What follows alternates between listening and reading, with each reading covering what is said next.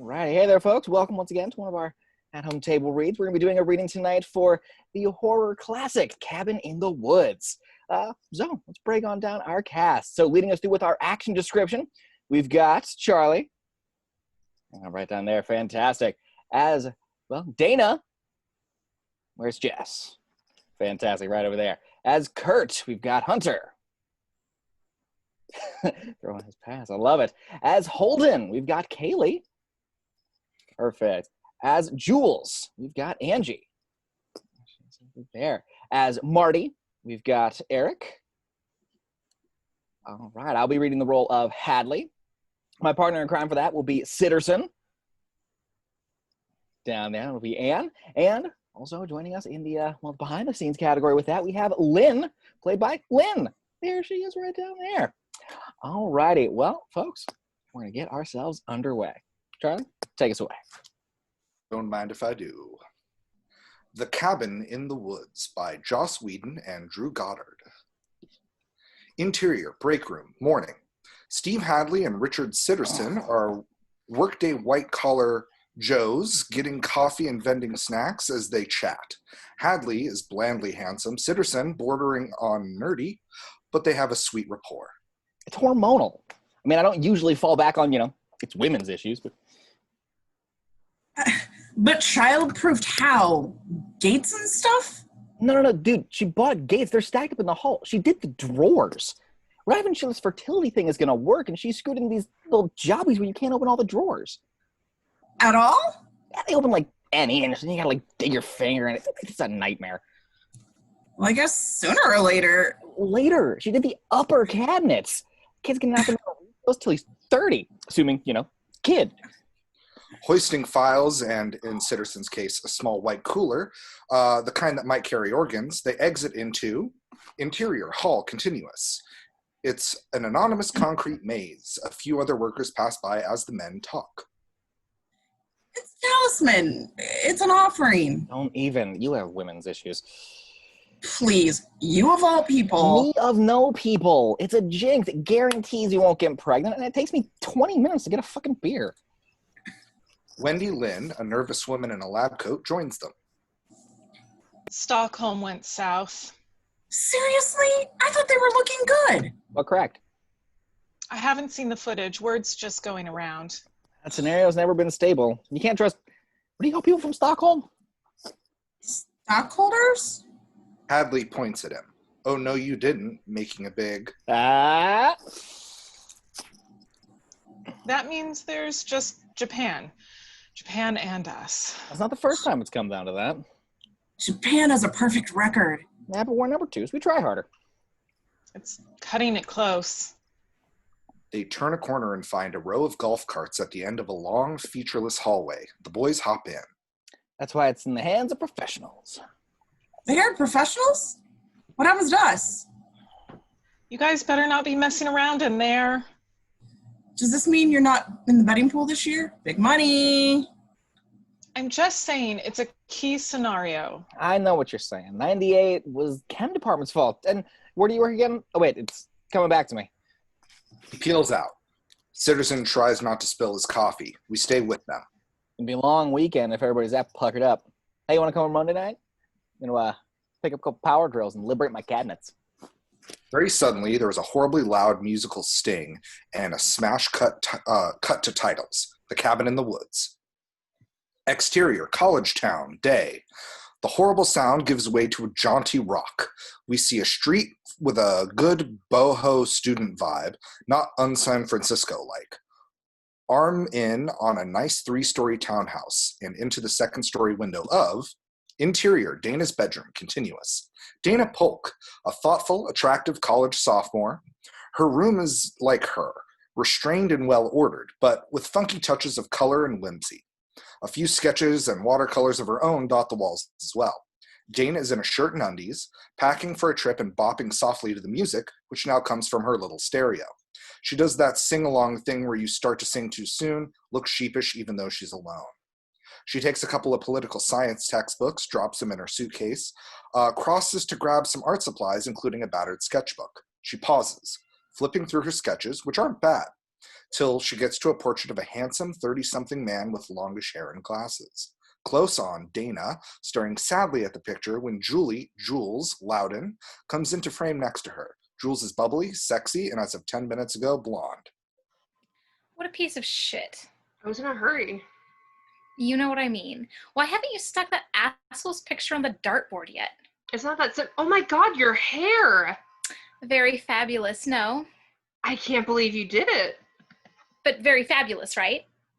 Hurry up with the very fabulous. I'm getting insecure about it now. Oh god, no, it's awesome. It looks really natural and it's great with your skin. I just didn't think you were gonna... Impulse. I woke up this morning and thought, I want to have more fun. Who is it that has more fun? Kurt's gonna lose it. He'll have more fun too. And so will you. While we're burning this picture. I'm not ready to... Seriously, this isn't his fault. What's not his fault? Being 38 and married, fucking his student, or breaking up with her by email? I knew I was getting into. Right. Dana Polk, homewrecker. Please, you knew what you were getting into this weekend. She holds up Dana's bikini from her open drawer. This. And if Holden's as cute as Curt says he is, probably getting out of it. This is the last thing. If you guys treat this like a setup, I'm gonna have no fun at all. I'm not pushing, but we're packing this, which means we definitely won't have room for... She pulls the textbooks out. Oh, come on, what if I'm bored? These'll help. Soviet economic structures. Aftermath of the cultural... No. We have a lake and a keg, and we are girls on the verge of going wild. Look at my hair. Women. It is great. Fast. Curt Vaughn is Jules' boyfriend, and yes, that's a Letterman jacket he's wearing, and yes, that's a football he's throwing right at the girls. Reverse on them, yeeping and flinching as the ball goes right between them and out the window. Faster than that. Curt! Dana moves to look out the window in time to see, angle down on the street, Kurt's friend Holden McCrae rushes into the street and catches the ball, a slowing car bumping his leg. It's an impressive catch.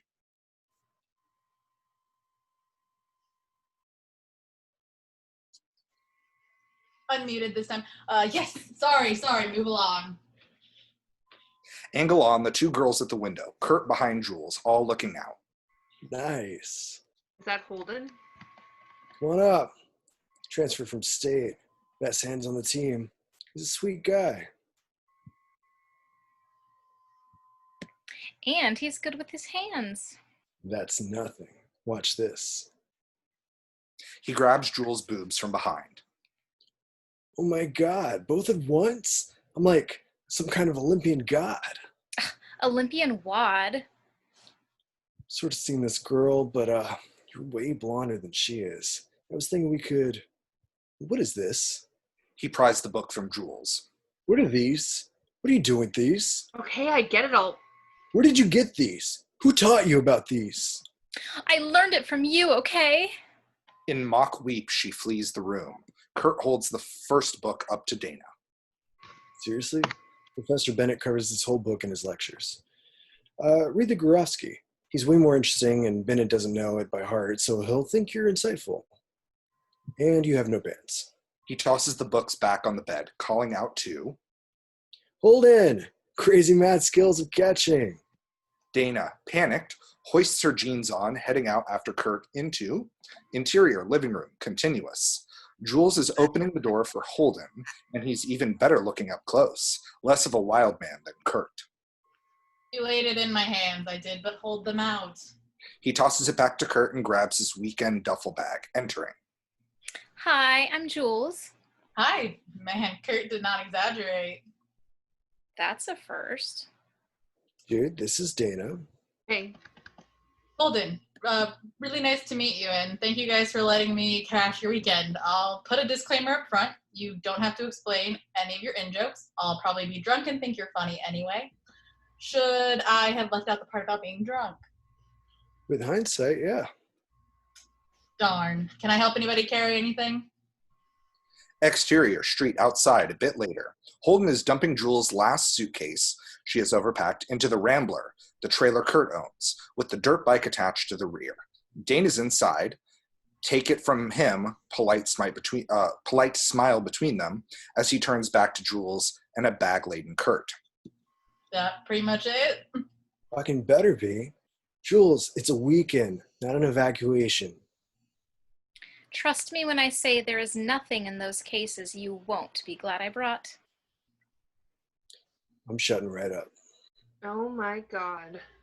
Angle. A car has just finished parking. Marty Mikowski is getting out of the driver's seat while smoking a huge bomb. It's difficult to maneuver, but definitely not his first time. His friends instantly look for, say, police. Marty. What is wrong with you, bro? People in this town drive in very counterintuitive manner, and that's what I have to say. Do you want to spend the weekend in jail? Because we'd all like to check out my cousin's country home and not get boned in the ass by a huge skinhead. Marty, honey, that's not okay. Statistical fact. Cops will never pull over a man with a huge bong in his car. Why? They fear this man. They know he sees farther than they and will bind them with ancient logics. Have you gone gray? You're not bringing that thing in the Rambler. Giant bong? In your father's van? He pours the water out, removes the bowl, sticks it in a little holder inside the tube, and telescopes the entire thing down, pulls a lid off the bottom and pops it on the top, making it look exactly like a can of Fresca. What, are you stoned? As Holden raises his eyebrows and Jules rolls her eyes, Marty hops in, calling out. Dana, you fetching minx! Do you have any food? Interior-exterior van, a bit later. The key is turned, the gas stepped on. Curt looks in the rearview mirror as he peeps. Everybody ready? General assent. Well, let's get this show on the road. Angle, from up high, we see the Rambler rolling off into the distance. The camera arms up to watch it go, the side of the building in frame. It reaches the roof and pans over as we find a group of 6 men in clean room suits standing silently. After a beat, one speaks into his earpiece. Notes was empty. We are right on time. A beat. Then he circles his finger in the air, scrambling the men to pick up the cases and head for the door to the stairwell. Go for cleanup. Go, go, go. Interior, control room, day. A thick metal door, not vault-sized but impressive, wheezes open, a military guard standing behind it. His name is Alex Truman, and his exact military affiliation is unclear. He is upright, exacting, and pretty new at all of this. Identification, please. Reverse on Sitterson and Hadley as they pull off their badges and swipe them over Truman's handheld reader. He confirms. Mr. Sitterson, Mr. Hadley, thank you. Please come in. The control room has 2 levels. On the lower floor are a couple of tables with built-in monitors and phones. The upper level behind is a wonderland of screens, switches, and dials, with 2 rolling chairs for Sitterson and Hadley to move about in. On the far wall, over the lower space, are 3 big screens, also off. The place resembles a movie mixing stage or a tiny Houston control. Hadley and Sitterson make their way up, talking with Truman. What's your name? Alex Truman, sir. This isn't the Army, Truman, so you can drop the sir. Although Sitterson does like to be called ma'am. Or honey toes. We will also insert honey toes. So you clear what's going to be happening here? I've been prepped extensively. And did they tell you that being prepped is not the same as being prepared? They told me. I'll hold my post, Mr. Hadley. I'll see it through. Not much else you got to do. Stand watch, check ID. Shouldn't be a lot more than that. You have to get us coffee. You also told me that you would try and make me get you coffee. Balls. Can you get him to make him get his coffee with your gun? And that you would try to make me do that. It wasn't funny last time either. Hadley is shrugging, hitting a bank of switches off the wall that audibly powers up the control room. He crosses to his chair and starts flipping switches there as well. Sitterson is already entering data into a computer, locking and testing knobs and levers. Sitterson rolls to another bank of controls, flips the cover off a few row of buttons. Let's light this candle, boys. Up is go on your commands. The screens all come to life. White blank life, their light brightening the dim room. Exterior, Rambler, day. It trucks along an old road, nothing but brush is visible. Interior, Rambler, continuous. The gang is mid-ride, clearly a couple hours in. Curt is still driving. Jules, riding shotgun, is checking both the map and the GPS. Marty sits at the little table, cautiously rolling in an elegant filtered roll of joints. Dana sits with him. Holden in the bathroom with the door open, where we can see that they've stashed a keg. He's filling 3 cups. I hope this is the right road, because right now it looks like the only road. What about that thing we crossed back there? Doesn't even show up on the GPS. It's unworthy of global positioning. It must feel horrible. That's the whole point. Get off the grid. No cell phone reception, no markers, no traffic cameras. Go somewhere for one goddamn weekend where they can't globally position my ass. That is the whole issue. Is society crumbling, Marty? Society is binding.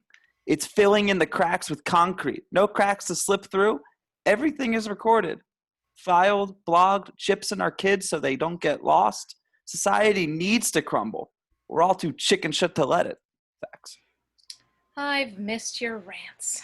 He grins at her, holding up a gorgeous joint. You will come to see things my way. I can't wait. Is that the secret stash? The secret stash. I haven't told my other stash about it because it would become jealous. A sign up there. Yes, and okay, left. Bear left. You sure? Not even a little bit. Holden brings up beers for Curt, Jules, and Dana, who smile at him shyly. What is this place exactly? Country home my cousin bought. It's crazy for real estate. I found this place in the middle of nowhere. It's like Civil War era, seriously. There's a lake and woods everywhere. We saw some beautiful pictures. You will be doing some serious drawing. No portraits of pedophiles. Dana gives her a shut up look. You're an art major. Art and political science.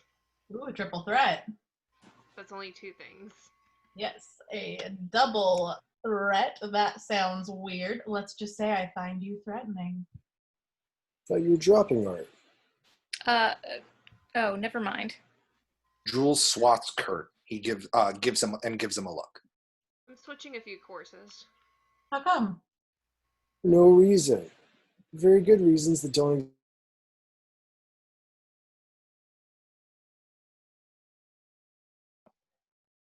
How come?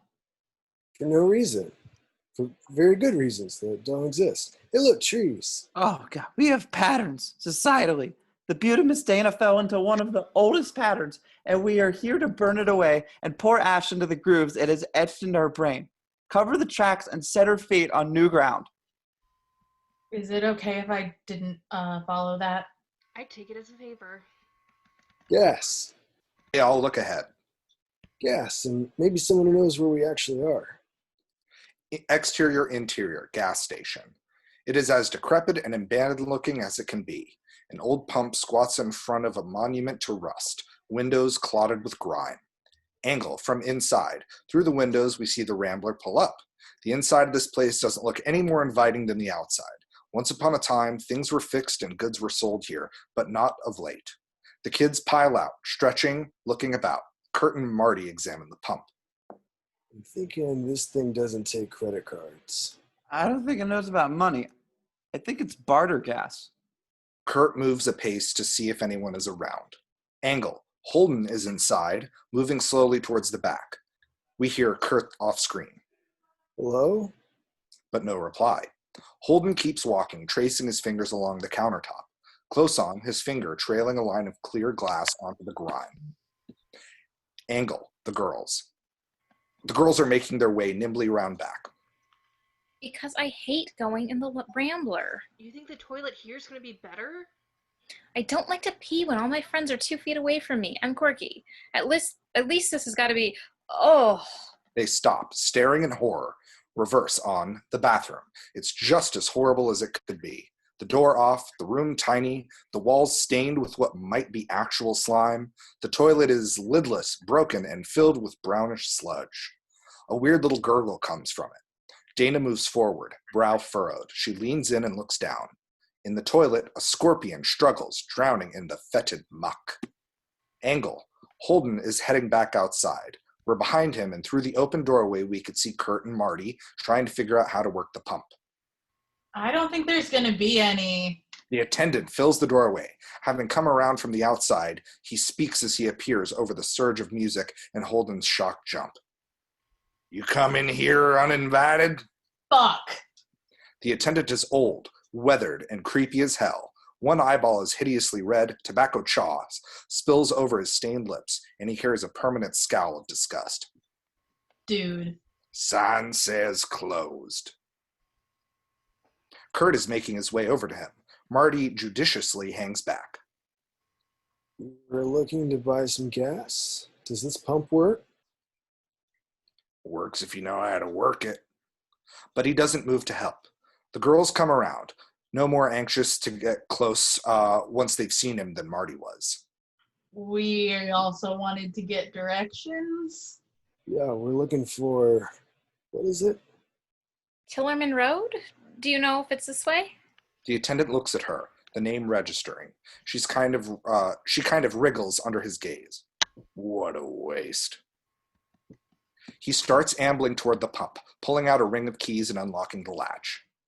Tillerman Road takes you up to the hills. Dead ends at old Buckner Place. Is that the name of...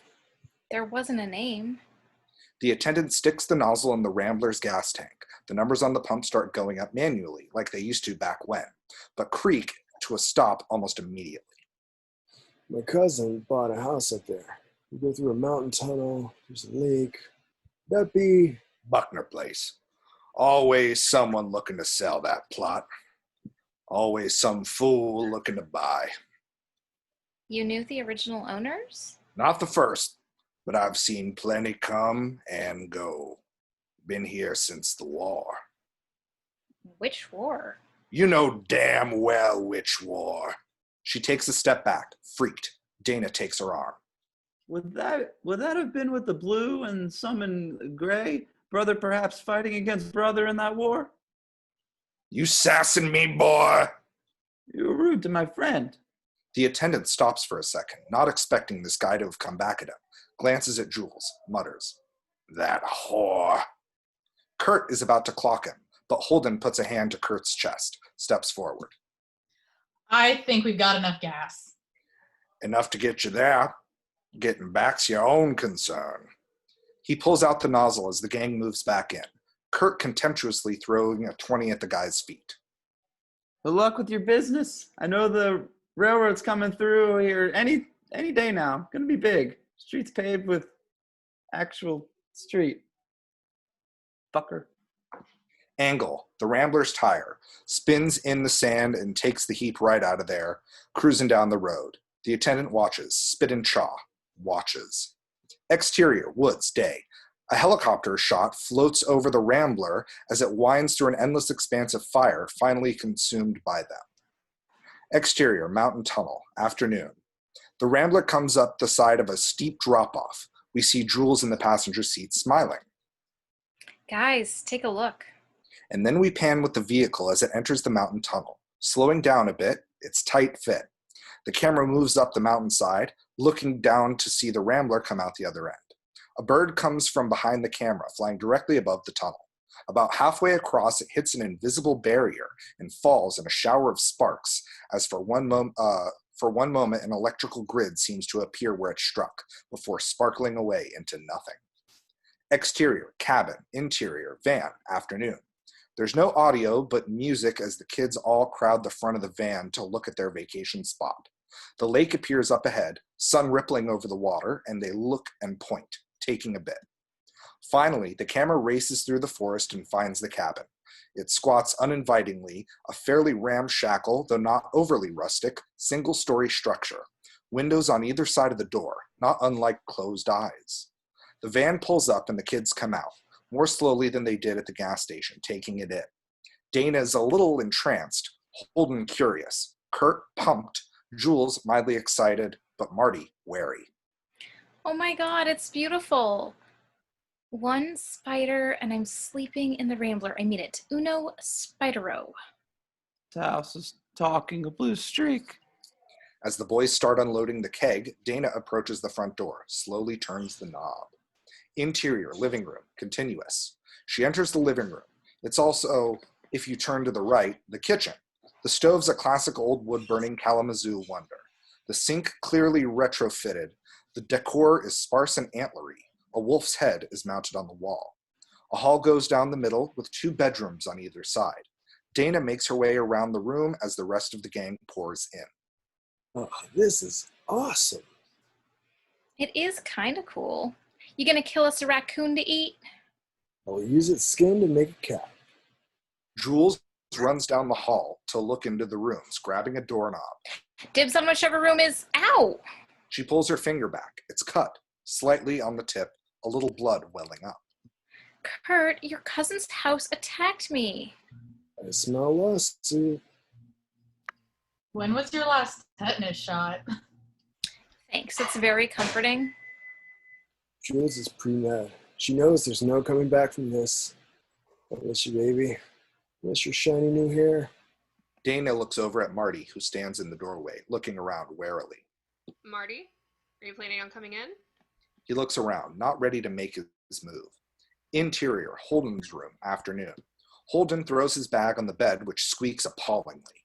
He looks around the decrepit but not entirely unhomey room, focuses on a picture opposite the bed. Angle. The picture is like 19th century print, but it's of a hunting party with machetes and dogs, tearing a lamb into pieces, and upon close examination is repulsive. Yeah, I don't think so. He takes the picture off the wall. Camera follows him as he leans it on the floor, coming back to find Dana staring at him blankly through a hole in the wall. Once again, he jumps. I've heard about walls being thin, but... She bares her teeth at him. He stops, not getting what's going on at all. Then, as she starts picking between them, he gets it. Moving forward, he puts his hand to the one-way mirror between them. No way. He watches her for a bit. First amused, then a little hypnotized. She really is kind of beautiful. She musses her hair a bit, gives up, grinning at her own vanity. Moves to her bed and starts unbuttoning her shirt. Oh, shit. No, He bobs back and forth between this golden opportunity and common human yawn decency. Moves away from the hole, out of frame, moves back. Finally bangs on the wall, ducking his head just as she's about to take it off. Hold up!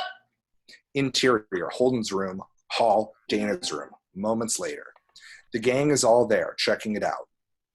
You have got to be kidding me. That is just creepy.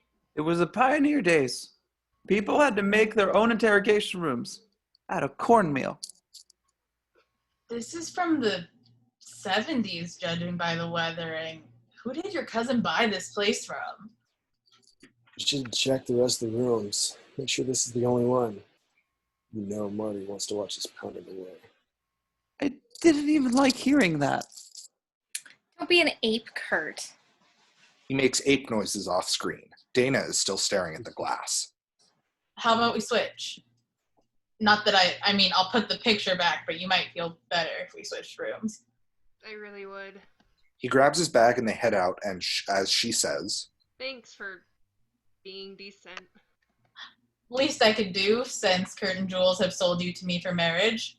she makes cringe face. They're not subtle. I'm just here to relax, and so can you. Yeah, I'm not looking for... But I'm still grateful that you're not a creep. Hey, now let's not jump to conclusions there. I had a kind of internal debate about showing you the mirror, shouting on both sides, blood was spilled. In her, now his room, he dumps his stuff and she grabs hers. So you're bleeding internally. Pretty bad. Well, Jules is the doctor in training. You should probably talk to her. Yeah. Dana exits, clearly frustrated with her lame exit line. She enters her new room and, dropping her luggage, moves to put the picture back. She's stopped by the sight of Holden, also looking a little frustrated. A moment, and he pulls his shirt over his head. He's in pretty good shape. He pulls his bathing suit out of his bag and starts unbuttoning his pants. God. Sheepishly, she grabs the picture and replaces it, taking a moment to look down at the slaughtered lamb scene. Yeah, I don't think so. We cut to a high and wide of her placing a little blanket over the picture, and suddenly the frame is that of the monitor, as we pull back to see interior, control room. We're watching Dana on a monitor. As we continue to pull out, we see more monitors. On the screens, we see a surveillance view of Holden in his room, and Marty in his room, and Jules with Curt. In fact, all of the monitors on the control bank are lit up, each showing different views of the cabin and surrounding area. Sitterson rolls into frame on his office chair, looking the screens over. All right, places everyone, we are live. Hadley stares at Dana's monitor, keys the microphone in front of him. Engineering, we had a room change. Polk is now in 2, McCrae's in 4. Story department, you copy? We'll need a scenario adjustment. We'll have it back to you in 15. Sitterson glances up as Mrs. Lynn. Wendy Lynn enters the area, clipboard under her arm. Sitterson wheels himself towards her. Got blood work back on Logan. Angle on a monitor is Jules going through her stuff. Her levels are good, but we're recommending a 50 milligram increase of rhapsodies to increase libido. Sold. Do we pipe it in, or do you want to do it orally? Ask me that again, only slower. You're a pig. Guess how we're slowing down her cognition. The hair dye. The dumb blood? That's artistic. Works into the blood through the scalp very gradually. The chem department keeps their end up. I'll see it when I believe it. And another voice rings out over the speakers. Control. Go ahead. I have the Harbinger online too. Hadley and Sitterson share a glance. Sitterson holds up his hands. Don't look at me. This is all yours. Christ, can you take a message? I don't think so. He's really pushy. To be honest, he's kind of freaking me out. Yeah, okay, put him through. Hadley hits a button on his keyboard. Mordecai! How's the weather up top? The lambs have passed through the gate. Exterior, gas station. The attendant, who turns out is named Mordecai, speaks into the gas station payphone. They are come to the killing floor. Interior, control room. Hadley nods, moves to hang up. Yeah, you did great out there. By the numbers. Start us off right. We'll talk to you later, okay? Their blind eyes are nothing of the horrors to come. Their ears are stopped. They are God's fools. Well, that's how it works. Cleanse them. Cleanse the world of their ignorance and sin. Bathe them in the crimson of... Am I on speakerphone? No, of course not. Yes, I am. I can hear the echo. Take me off now. Sitterson starts laughing. He clamps his hands down over the mouth to keep quiet. Lynn keeps mostly cool. Okay, sorry. I'm not kidding. That's rude. I don't know who's in the room. Fine, there. You're off speakerphone. Thank you. Sitterson nearly crying now. Don't take this lightly, boy. It wasn't all by your numbers. The reveler nearly derailed this invocation with his insolence. Your futures are murky. You do well to heed my... Am I still on speakerphone? Aren't I? That's it. Everyone loses it. Even Sherman is grinning as the room erupts with laughter. No, you're not, I promise. Yes, I am. Who's that? Who's that laughing? Sitterson pounds his head on the console. He's laughing so hard. Off which, exterior, dock, day. Footsteps ring out as Dana and Holden race down the wooden dock. They're both in their swimsuits running at top speed. As they reach the end, they dive into the lake. Oh, cold? That's what cold feels like. Fight through the pain. It's worth it. I'm nearly convinced it's worth it. Reverse on Curt, Jules, and Marty, all also in swimwear except Marty, who at least has bare feet and rolled up pants, as they casually walk down the dock. Does it seem fresh? A lot of funky diseases sitting in stagnant lake water. What, this water? This water's delicious. Oh my God, she's right. It tastes like vitamins and hope. Come on, Jules. Life is risk. Yeah, I might just risk laying out in the sun for a while. Curt stops to the edge of the dock, face falling as he looks into the raw water. What is that? What? In the lake. I swear to God, Yeah, right. Whoa. Seriously, right there. Don't you see it? It's there. It looks just like He puts his hand on Jules' back. my girlfriend. And with that, he shoves Jules straight into the lake. Splash! Oh my God, I'm gonna kill you. Curt points at another part of the lake. Look, there's something else in the lake. He jumps out right where he was pointing. Splash! As he surfaces. It's a gorgeous man. You are so dead. He laughs as she tries to dunk him. Don't kill the gorgeous man. They're endangered. Dana laughs, looks up at Marty. Marty, get in here. Nah, man, I'm cool. Just seeing the sights. He sits down on the edge of the dock, dangles his feet in the water, leans back, high as the proverbial kite. Seeing the sights. And with that, we cut to wide on the lake. On the horizon, the sun is just starting to set. We hold on this tableau as the kids splash and laugh and frolic in the lake. For a moment, all is right in the world. Interior, control room. Whump! A large wad of cash slams onto the console, widened to reveal Sitterson. For some reason, he's holding up large wads of cash. As he steps onto the console, Last chance to post. Come on, people. Dig deep. Betting windows are about to close. the room is bustling with activity. Several people are clustered around Hadley, thrusting papers and cash in his face, everybody talking over each other. Still out? Sitterson sits at the board. I've got engineering. I got R&D. I got electrical. Do you see who they picked? Practically giving their money away. Yeah, you're the one to talk, Aquaman. A technician in a lab coat hands her form to Sitterson, and he looks at it. I'm not even sure we have one of these. Zoology swears we do. Well, they know. Across the room, a young guy who looks a lot like an intern hands his form to Hadley. No. They've already been picked. What? Who took them? Maintenance. Maintenance? They pick the same thing every year. What do you want from me? If they were creative, they wouldn't be in maintenance. Look, if you win, you're going to split it. You want to do it? Or you want to switch? Nah, leave it. I got a feeling on this one. Lynn is off to the side where Truman stands at attention, stoically watching the proceedings. Not betting? Not for me, thanks. Seems a little harsh, doesn't it? It's just people letting off steam. This job isn't easy. However, those clowns may behave. Does the director, do they know about it downstairs? The director doesn't concern himself with stuff like this. As long as everything goes smoothly upstairs and the kids do what they're told. But then it's fixed. How can you wager on this when you control the outcome? Hadley glances up at the monitors. On the screen, we see Dana, Holden, Jules, Curt, and Marty crossing through the cabin, heading towards the living room. No, we just get them in the cellar, Truman. They take it from there. They have to make the choice of their own free will. Otherwise, the system doesn't work.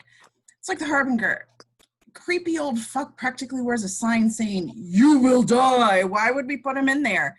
The system. They have to choose to ignore him. They have to choose what happens in the cellar. Yeah, we rig the game as much as we have to, but in the end, if they don't transgress. Hadley counts the money. They can't be punished.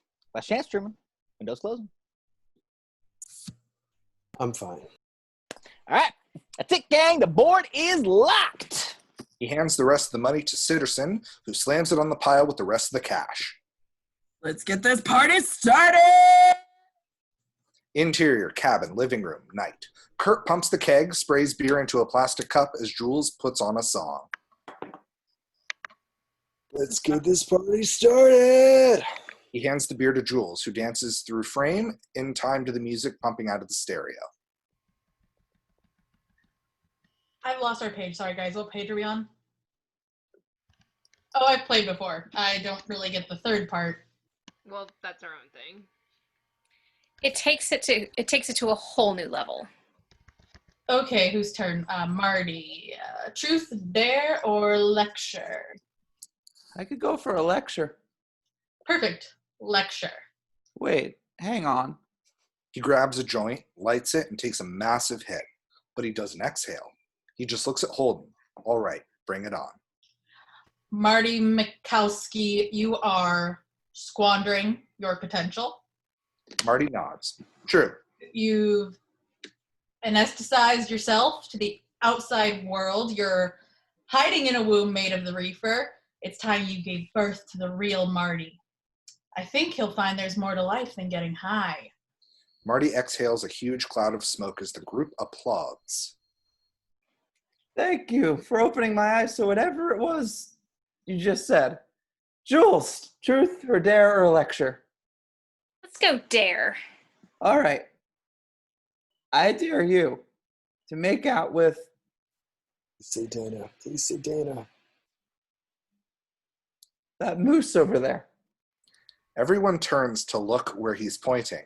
Mounted on the wall is the large snarling wolf's head. For the record, it could not look less like a moose. Marty? Have you seen a moose before?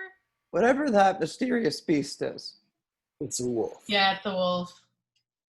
I'm living in a womb of reefer. Leave me alone. Jules, I dare you to make out with the dire wolf. Jules nods, takes a drink, hops to her feet. No problem. The group cheers as Jules makes her way across the cabin. She drops her hips a bit, adding a sultry swagger to her step. The wolf's POV. We are looking out at the cabin as Jules walks right by us. And just as she's about to exit frame, she stops in her tracks, looks over to us. She glances over her shoulder, bashful, looks back at the wolf, points to her chest. Who, me?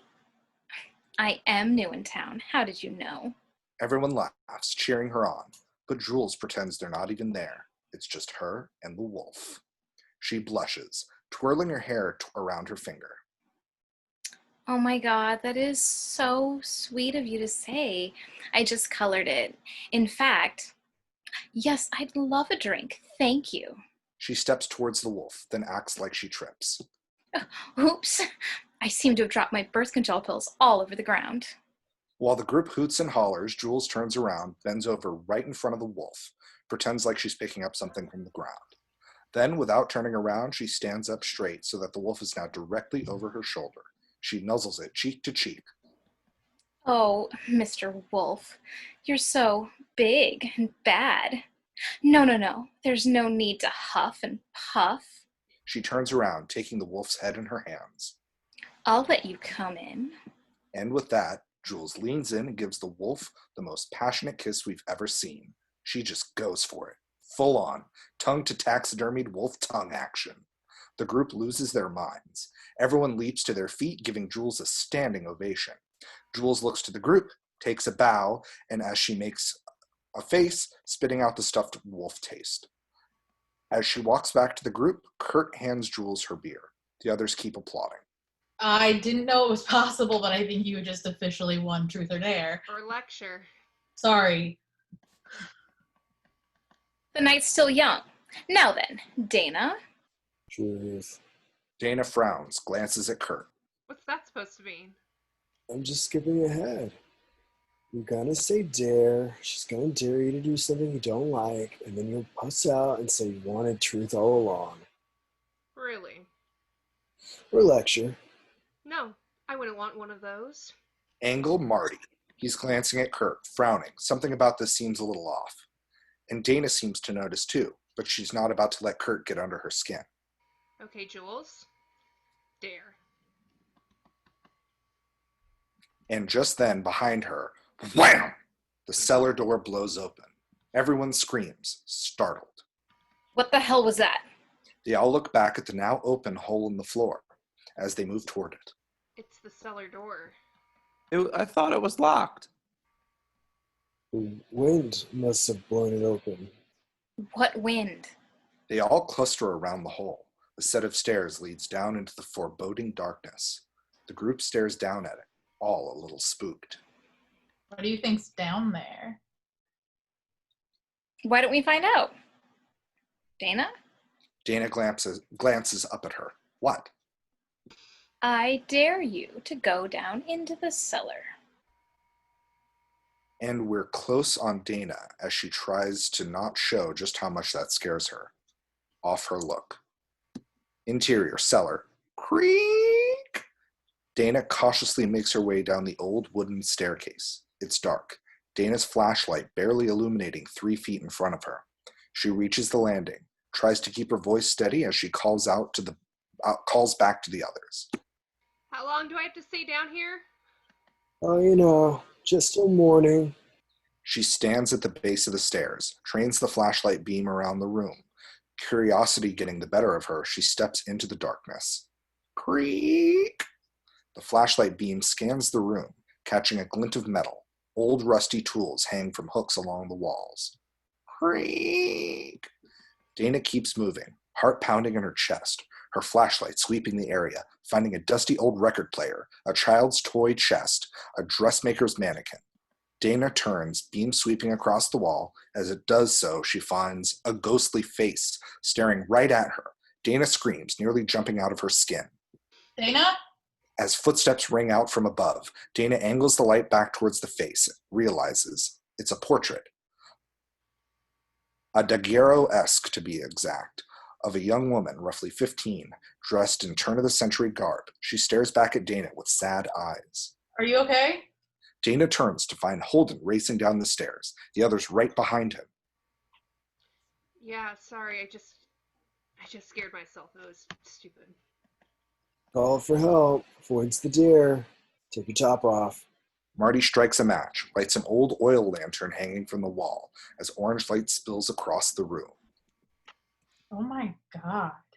They get a full view of the cellar.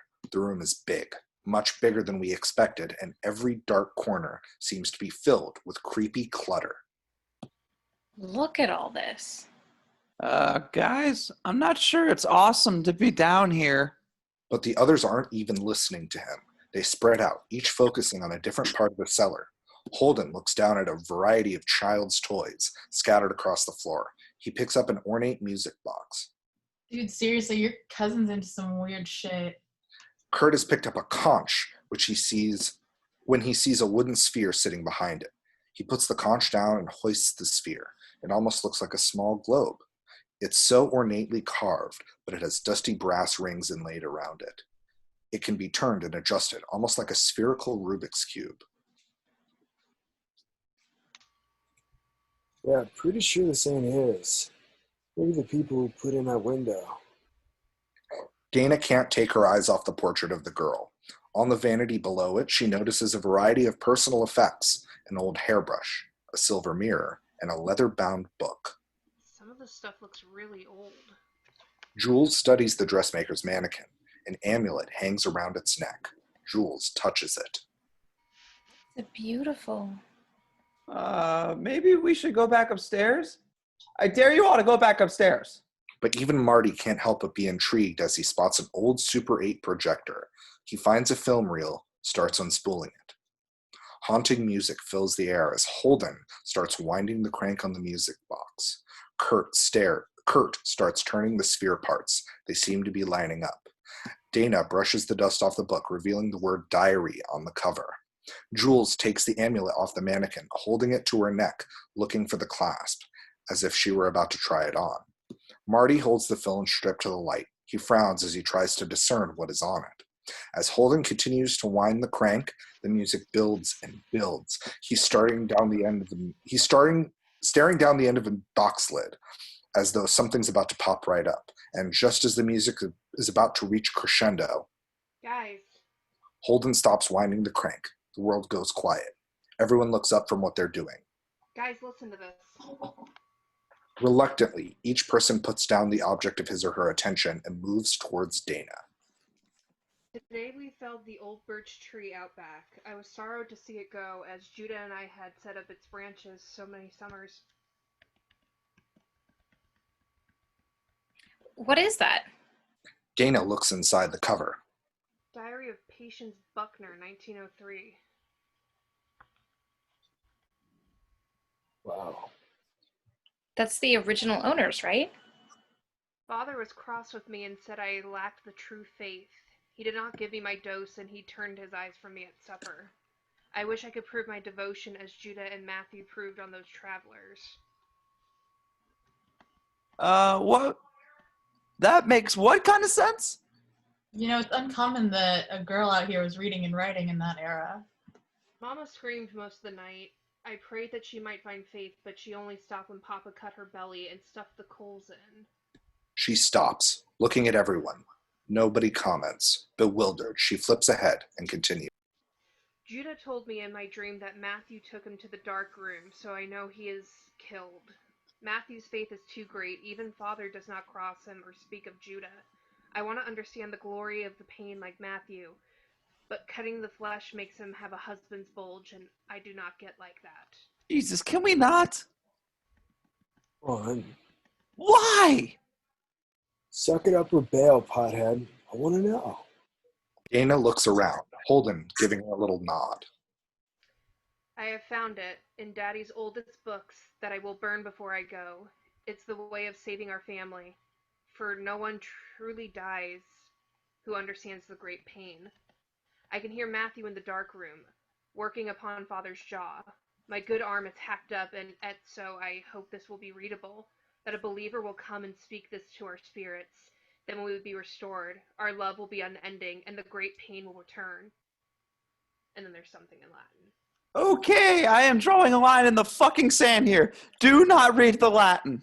A small voice seems to whisk across the top of the room, barely audible. Read it. Marty is the only one who seems to hear it. He looks around. Read it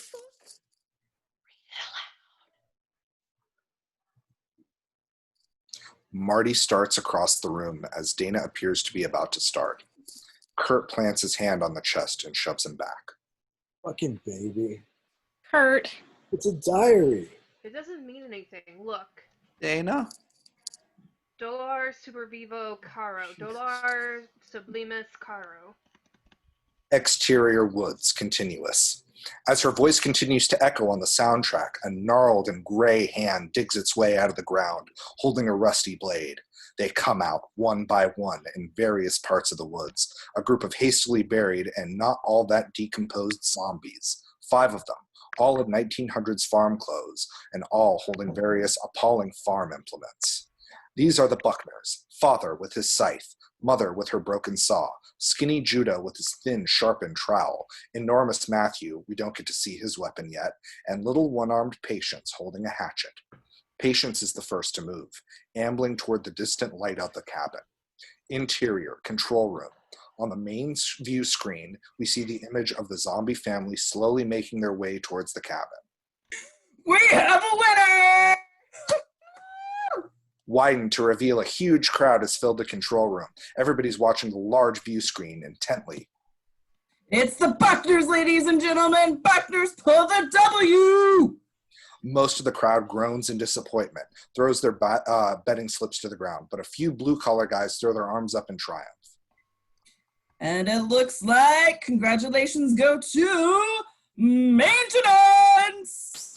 And as he says that, we see behind him a large whiteboard against the wall. Written in marker down one column, there's a long list of monsters. A few words jump out at us. Vampires, werewolves, floating witches, aliens, zombies, Kevin, clowns, wraiths, scarecrows, angry molesting tree, mutants. Down another column, a corresponding list of departments: electrical, engineering, security, zoology, and so forth.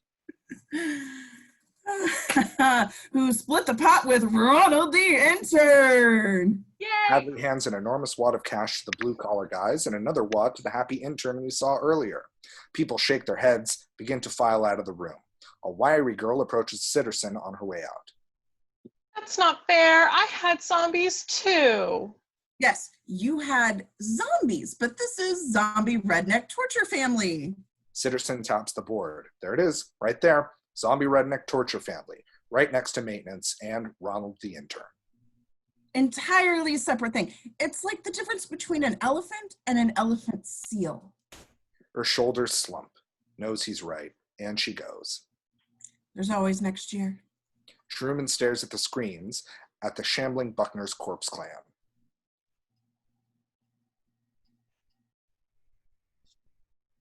Like something from a nightmare. No, there's something that nightmares are from. Everything in our stable is a remnant of the old world, courtesy of you know who. Monsters, magic. You get used to it. Should you? Sitterson walks over to Hadley. He's just standing there, staring up at the screens, looking a little despondent. I'm sorry, man. He had the conch in his hands. I know. Couple more minutes. Who knows what would have happened? Never gonna get to see a merman. Dude, be thankful. These things are terrifying. And the cleanup on them's a nightmare. Hadley nods. I suppose you're right. He gestures towards the screens. So, the Buckners, huh? I know. Well, they may be zombified pain-worshipping backwoods idiots, but there are zombified, pain-worshipping backwoods idiots. and they have 100% clearance rate. Hadley nods. Good point, as they start walking back towards their console. True. May as well tell Japan to take the rest of the weekend off. Yeah, right. They're Japanese. What are they going to do? Relax? I don't know. Maybe some group calisthenics or something. And as Sitterson and Hadley clear frame, we hold on to one of the monitors. On screen, we see a video feed of a Japanese schoolroom. Several school children run screaming in terror from a sopping wet young girl who's floating through the air like she's hanging from an invisible noose. As the children scream and scream, the wet girl floats towards us, and we cut to interior, living room, night. The music is blaring and Jules is dancing up a storm. Curt is going with it, occasionally getting behind her for the butt-cupping stance, but she's all over the room, really working it. Pops a couple of buttons to show more cleavage. Everyone else is sitting. Dana and Holden on the couch. Dana still holding the book. Marty slumped in an armchair, smoking sullenly. Jules dances over in front of Holden and does a little impromptu lap dance wriggle for him. He's looking a little awkward, glancing at Dana, who isn't exactly thrilled. Oh, baby. Oh, yeah. That's the goods right there. Fuck yeah. This is so classy. Right, like you wouldn't want a piece of that. Can we not talk about people in pieces anymore tonight? Oh, are you feeling lonely, Marty? She moves to him, giving him a little wriggle action as she takes the joint and sucks hard. Marty and I were sweeties in our freshman hall. Okay, we made out once. I never did buy that ring, though. But we're still close. You know? I have a theory about all this. That's our cute pal. Tommy Chong has a theory.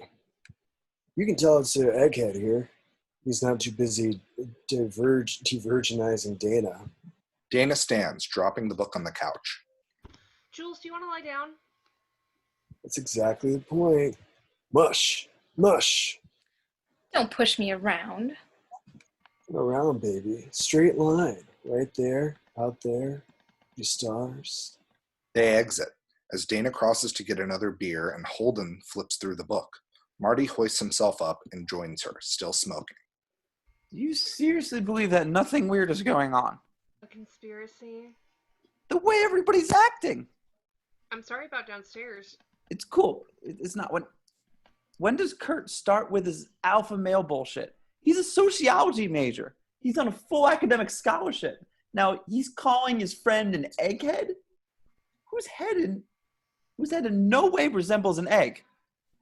Except, okay, kind of from this angle. Curt's just drunk. I've seen Curt drunk. Jules too. Then maybe it's something else. My secret stash is a gateway to enlightenment. It's not a devolvifier. Moose, okay, back me up on this. You're not seeing what you don't want to see. The puppeteers. Puppeteers? Pop-Tarts. Did you say the Pop-Tarts? Marty, I love you, but you're really high. We are not who we are. I'm going to read a book with pictures. He ambles off into the bedroom as Dana comes back to the couch with a beer for herself and Holden. He takes his while holding the book. The pain outlives the flesh. The flesh returns or has a meeting place towards the pain's ascension. What's that? The Latin that you... You speak Latin? Not well and not since 10th grade. Weird how it comes back. He sips his beer, tossing the book back on the couch. It's a weird night. I'm so sorry about tonight, everybody. So do I lose points if I tell you I'm having a pretty good time? She smiles, looks down. No, you can tell me that. Exterior, woods, night. Jules is laughing, running through the woods. Curt's in hot pursuit. He catches her around the waist with one hand, beer still in the other. Come here. Ah, don't spill on me. See a little bee on your shirt? He kisses her deep and hard. Guess it'll have to come off. He starts pulling at the last buttons. She pulls away a little. Not here. Oh, come on. Interior, control room, continuous. They're suddenly on 3 huge screens, being shot with a remote camera on a long lens, with 15 workers low in frame watching them intently. We're all alone. Exterior, woods, continuous. He pulls the shirt open, but she takes a step back and holds it together. Oh, I'm chilly. Interior, control room, continuous. A groan throughout the crowd causes Hadley to stand up from the control room behind them. Okay, that's enough. Everybody out. Job to do. As they're herded out of the room by Truman, Hadley sits, saying to Sitterson. So do we have temperature control in that sector? On it. He types fast on the keyboard, uses a touchscreen thermometer gauge to raise the heat. Hadley is working his own controls. Okay. Engaging the pheromone mists. Exterior, woods, continuous. At their feet, we actually see wisps of fog rise from the ground. Jules, still holding her shirt together, closes her eyes and takes a deep breath through her nose. She opens her eyes, looking at Curt with a half-lidded lust. He goes in for another kiss and she wraps her arms around him, pulling off his shirt. As he tries to arch her down to the ground, her last sleepy protest. It's so dark. I'm gonna get twig butt. Take me inside. Maybe this is why we came here. It's romantic. He starts to turn her, pulling open her shirt away from her neck and kissing it from behind. Interior, control room, continuous. The boys are working in concert now. Music and moonlight and love and romance. He pushes a lever, literally a dimmer, up as he hums, and exterior, woods, continuous. Before the kids, a tiny glen of moss and soft green fronds suddenly seems to glow in the moonlight. It couldn't be more inviting. Jules smiles dizzily with lust. Angle, ground level. Jules drops down into frame, Curt on her, the two of them only about the business. They roll over, Jules on top, sliding her hand down Curt's pants. He moans with longing, running her hand up her chest, over her bra. Interior, control room, continuous. The men watch the scene, hands at the ready to manipulate any dial. They have the dispassionate focus of porn theater patrons. Okay. Boobies. Show us the goods. Truman looks over at them, a little disturbed. Does it really matter if we see? We're not the only ones watching, kid. Got to keep the customer satisfied. You understand what's at stake here, right? Sorry. Sitterson turns back to the screen, and the two men watch their handiwork. Interior, control room, exterior, woods, continuous. And now we cut back and forth for a bit. Curt, kneeling, slides Jules' pants off. His head comes back into frame and takes the edge of her panties in his mouth, making a little growl as he lets go and snaps it back to her waist. Jules laughs, leaning her head back and suddenly not laughing, breathing hard. Hadley and Sitterson stare, looking perhaps directly into the camera to make us even less comfortable. Jules swings on top and pulls her shirt off at last. She takes her time, sliding her hands up her belly to her breasts, finally to the clasp in the middle of her bra. She pops it open, holding it together coyly for one moment before pulling off the bra, revealing her breasts, a sheen of sweat, and the fact that they're not fake, making them all the more enticing. She smiles knowingly, a vision of hedonistic perfection. Curt looks up at her in silent wonder. All three men in the control room, including Truman, look up at her at the exact same way. As Curt slides his hand over her breast, she leans down to him, his arms coming around her back. Or Eat that, Stockholm. He makes a small tweak on a dial, eyes still on the screen.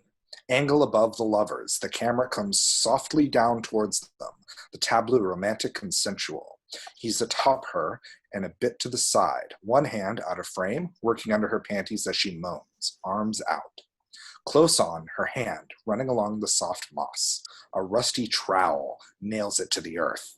Jules screams, rearing up, hampered by the hand that won't move, as Curt tumbles off her, looking up to see 3 zombies, as they will now be called from now on, are attacking them. Skinny Judah is crouching over Jules, pulling his trowel out, even as Mother reaches around her neck with her snaggletooth saw. Matthew, the biggest, is still a few feet behind, ambling towards. Close on, the Mother's belly, as 3 burning coals flop out of the slit in it, sizzling on Jules' hair in the moss. She starts to draw the saw along Jules' neck, and Curt snaps out of it. He pile drives right into the Mother. Walk away from her. Knocking her on her ass. He turns to Judah, just as Judah digs the trowel into his arm. Curt howls, trying to pull it out, as Jules, holding her bleeding neck, tries to rise, but weak. Curt pulls his arm away, bringing Judah towards him, and then punches Judah hard, right in the nose. The nose breaks easily, crumbling a bit. Judah completely unfazed by it. Curt looks over towards the 3rd zombie. Matthew stands a few feet away, leaning slightly. Suddenly, he lets his chain slide through his fingers, all the way to the ground, pulled by a broken bear trap. Just a rusty metal jaw with teeth, the turn-of-the-century mace and chain. Matthew grins. A trap swings with sudden speed, whacking Curt's head, luckily not with the jagged side, knocking him back, bleeding and dazed. Curt. She tries to rise, and Matthew swings again, digging the claw of the trap into her back. She screams, arching back and flopping face down onto the ground, digging her fingers into the earth as Matthew drags her backwards. Curt stumbles up, and Father is behind him, slipping the shaft of his scythe over Curt's head and pulling it back hard against Curt's throat. Curt thrashes, unable to scream, as his feet are pulled off the ground. He sees. The screaming, pleading, whimpering Jules is kept in place by Matthew's foot as he yanks out of the trap. Judah pulls her hair back, holding her head up, her eye is on Curt's, as Mother places the broken blade once more to her throat. Curt watches in silent horror. Inside the control room, the men are equally silent, Truman trying hard not to lose it as Jules' pleas fill the air around. Close on, Jules' pleading eyes as we hear the horrible scrapes of the saw tearing flesh. No sound in the console, all save scraping and shuffling. Truman has his eyes closed. Hadley and Sitterson both have lowered their heads, and Sitterson quietly intones. This we offer in humility and fear for the blessed peace of your eternal slumber, as it ever was. as it ever was. Sitterson pulls a short necklace from under his shirt. On it is a weird pagan symbol, 5-pointed but not a pentagram. He kisses it and replaces it under his shirt as Hadley crosses behind him to a series of 5 mahogany panels at the far end of the room. He opens the first and presses an ornate brass lever down. Close on, a mechanism almost like an old clock, Jules Verne-esque. A small hammer strikes a vial that cracks down dark red blood, pouring out of a brass funnel that runs down the thin pipe, seemingly a very long way. Interior, the chamber, continuous. The pipe ends in the ceiling of a dark room we don't really see just yet. The blood pours out into a leaning slab of dark marble. Right above a groove at the top, the blood races down the groove as it bends and arcs different ways, forming a primitive picture of some sort, though of what, we do not see yet. Exterior woods continuous.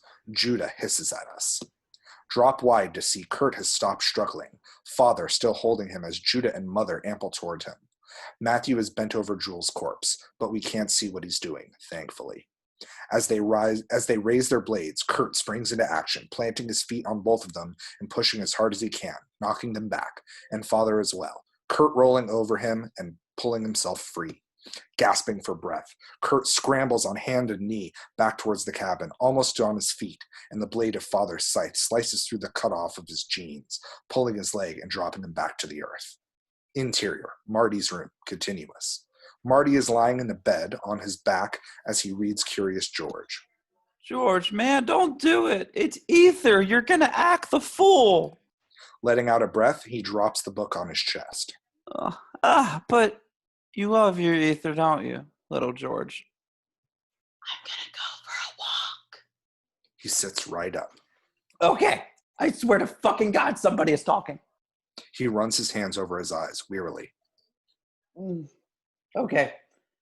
Or I'm pretty sure someone is, I'm gonna go for a walk. Enough! What are you saying? What do you want? You think I'm a puppet? Gonna do a puppet dance? Yeah? Fuck y'all. Fuck all you! I'm the boss of my brain, so I won't give up. I'm gonna go for a walk. Interior, living room, continuous.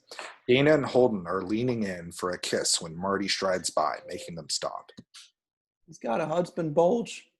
They look at each other awkwardly, the moment broken. Marty shuts the door behind them. Exterior, cabin, continuous. We walk out with Marty, leaving the house behind. He comes out about 30 yards near the first trees. In medium close-up, he looks up.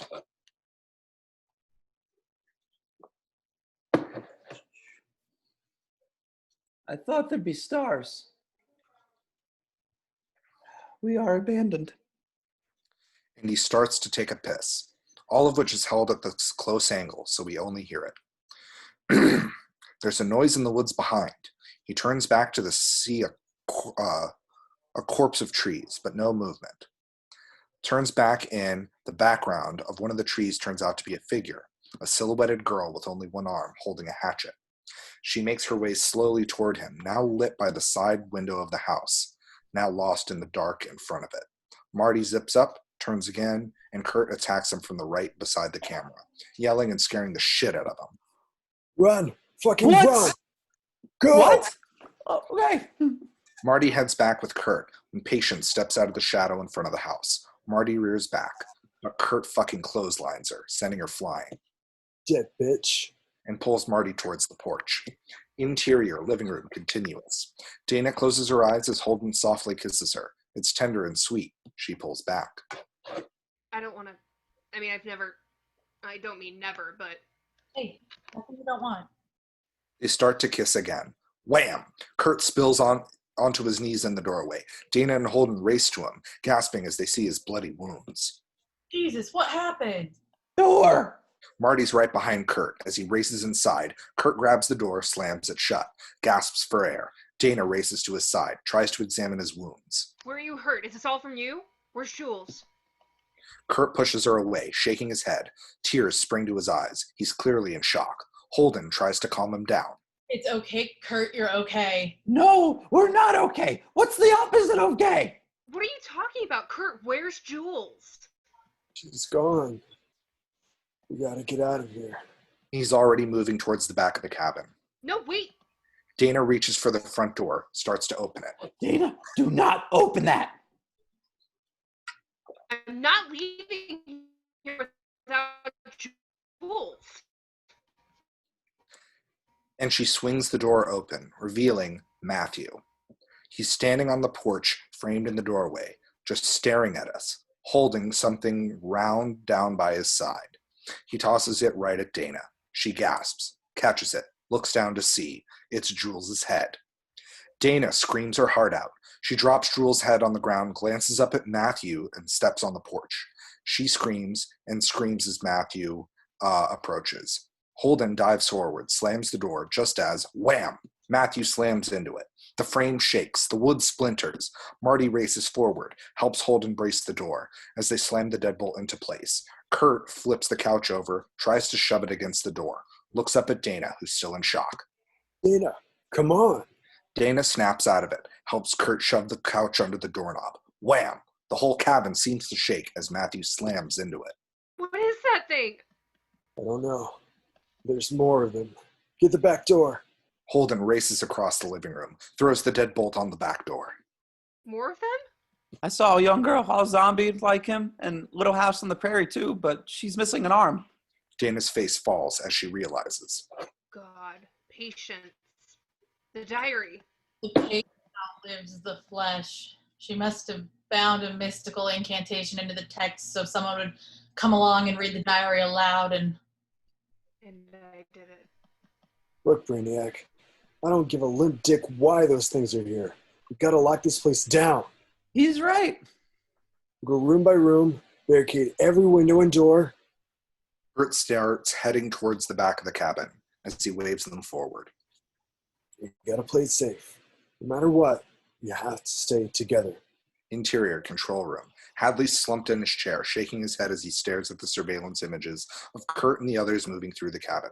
Sitterson's right beside him, working the console. Calm down, I got it. Watch the master work. Clickety-clack. He hits some keys, throws a switch. Interior cabin. Curt's hair ripples slightly as he's hit by a gust of air from a nearby heating event. He stops in his tracks, looking slightly confused. What's the matter? He glances around, looking slightly befuddled, shakes his head. This isn't right. He looks at the others, almost like he doesn't trust them. This isn't right. We should split up. We can cover more ground that way. And now Dana and Holden look a little hazily paranoid as well. They think about it, nod. Yeah, that's a good idea. Really? Crash! Just then the living room window explodes inward. Our group cries out in surprise, looks back to see Matthew's arm now reaching through the window. Curt turns, races back towards the living room. I got it. You guys, get in your rooms. As Curt starts shoving the bookcase up against the window, Dana and Holden share a glance, nod. Let's go. They race towards the back. Marty hesitates a moment, frowning. Something about this isn't quite right, but he then shakes it off and hurries after them. Interior, control room. On the monitors, we see Dana, Holden, and Marty running down the hall as Hadley and Sitterson watch. Lock him in. Sitterson throws a switch. Interior, cabin hallway. As Dana, Holden, and Marty all split off into their separate rooms, all the doors slam shut behind them. And wha-chunk! We hear a vault-worthy lock slamming home. Interior, cabin, Marty's room. Marty stops in his tracks, glances back at the closed door behind him. Again, he frowns. Huh, that's weird. But not before he has time to consider it fully. Wham! The cabin shakes again. We hear glass breaking in another room. Marty snaps out of it. Stick to the plan. He races to the window, which is wide open. As he dives for it, pulling it shut, he loses his balance, knocks over the end table next to his bed. Crash! A lamp shatters on the ground. Marty glances down at the fragments, sees something. On the floor, a thin black wire snakes up through the shards of glass. Marty picks it up, sees there's actually a small fiber optic camera at the end of it. Interior control room. On the monitor, Marty's face fills up the entire screen as he stares directly into the camera. Uh-oh. That's not good. Cat Mighty 500 cc's of Thorazine pumped into room 3 now. No. Hang on. He points to another monitor. On the screen, we see one of the zombies walking out of the forest, heading straight towards the back of the cabin. Judah Buckner to the rescue. Interior cabin, Marty's room. Marty pulls the camera wire taut, follows it up the length of the wall, stares up at the ceiling. We see the realization hits him. Oh my God. I'm on a reality show. My parents are going to think I'm such a burnout. Crash! Just then, the window behind Marty explodes inward. Judah reaches through, grabbing Marty by the neck, yanks him backward through the window. Marty screams as Judah tries to pull him out of the cabin. Marty struggles mightily. He holds fast to the window frame, desperate to get back inside. Judah growls, yanks Marty again. As Marty starts to loose his grip on the window, he flails about, his free hand searching for a nearby dresser top for anything he could use as a weapon. And just as Judah yanks him one last time, Marty's fingers close around the Fresca can. Exterior, cabin, continuous. Judah hauls Marty straight out of the cabin window. Wham! Marty slams to the ground. He gasps in pain, looks up just in time to see Judah plunging the trowel down straight at Marty's head. Marty rolls to the side. Thunk! As Judah buries the trowel into the ground next to him. Marty struggles to his feet, but Judah's right on top of him. As Marty tries to fight him off, he glances down at the Fresca can in his hand. He gives it a shake. Click-clack! And it telescopes outward into the giant bong. Marty takes the makeshift baton and swings it with all of his might. Wham! He hits Judah flush in the side of the head, dropping him to the ground with a sickening thud. Marty stares down at Judah's crumpled body, but Judah's only momentarily dazed. He already starting to get back to his feet. Marty doesn't hesitate any longer. He bolts towards the forest. But as Marty races away at top speed, Judah takes the trowel in hand and hurls it right at Marty's back. Wa-chunk! Bullseye. He hits Marty right between the shoulder blades. Marty cries out in pain as he pitches forward, crashing to the ground. Judah slowly walks towards the fallen Marty. On the ground, Marty gasps in pain, tears in his eyes as he desperately struggles to get the trowel out of his back. He reaches behind him. His fingers touch the hilt, but can't find purchase. Judah grabs Marty by the leg, starts to drag him into the forest. No! No! Exterior, forest, continuous. And we're with Marty as Judah drags him through the tree line. We're headed towards the dark hole in the ground from which Judah first emerged. Marty tries to struggle. Blood seeps from his wound in his back, leaving a bloody trail through the dirt. Marty's fading fast. He coughs blood. Tears stream down his face. No, help me! Help me! As Judah drags him down into the hole, we stay up top. Marty struggles with everything he's got. His terrified eyes stare back at us as he screams and screams. His fingers claw trails in the dirt around him as he tries to hang on. Help me! But it's no use. With a final yank, Marty disappears from view entirely. His horrified screams echo through the forest, and then he's gone. Interior, control room, close on a lever as a hand pulls it down. Ch-chunk! Interior chamber, and once again, blood trickles down, down, down through the carved stone etching. As it flows outward, we slowly pull back to reveal the picture forming is of a primitive human figure. It's holding a goblet and dancing. We hear a rumbling. Interior, Dana's bedroom, continuous. Dana is laboriously moving a tall dresser in front of the window at which a zombie pounds. Suddenly, the rumbling fills the room, which starts to shake with what feels like a decent-sized earthquake. Dana looks around, almost exasperated in her terror. What? No, come on! Interior, control room, continuous. Hadley, Sitterson, and Truman all pause to look around, as they too are shaking. Hadley is returning from the lever he just pulled down, turns to Sitterson with a shrug. You're getting excited downstairs. Greatest show on earth. Interior, Dana's bedroom, continuous. The rumbling subsides, and she turns her attention back to the dresser. As she gets it in place, she hears the window shatter, and the chest begins to rock. She shoves the bed against it and goes for the door. It won't open. She pulls, kicks, and it looks solid. She's staring at it, confused. It looks so firmly when the chest goes over and a zombie starts climbing in. She hits it with the lamp, but it has no effect. She sees a second one coming, backs up against the wall, and the pictures on it goes flying, glass shattering, making her jump. Holden knocks out the rest of the one-way mirror. There's a banging in his room, but no zombies in yet. My door is stuck. Mine too. He looks at her sitch. It's worse than his, and he beckons her to come through. Come on. She stands on the bed and wriggles through with his help, but not without some cuts, and they both fall to the floor. They're still rising when the furniture Holden has piled up is knocked away by Matthew. The bed! They upend it and shove it in the window, holding its metal frame against the window from without. Dana looks around for something else and sees angle. Under the bed space is a trap door. Holden.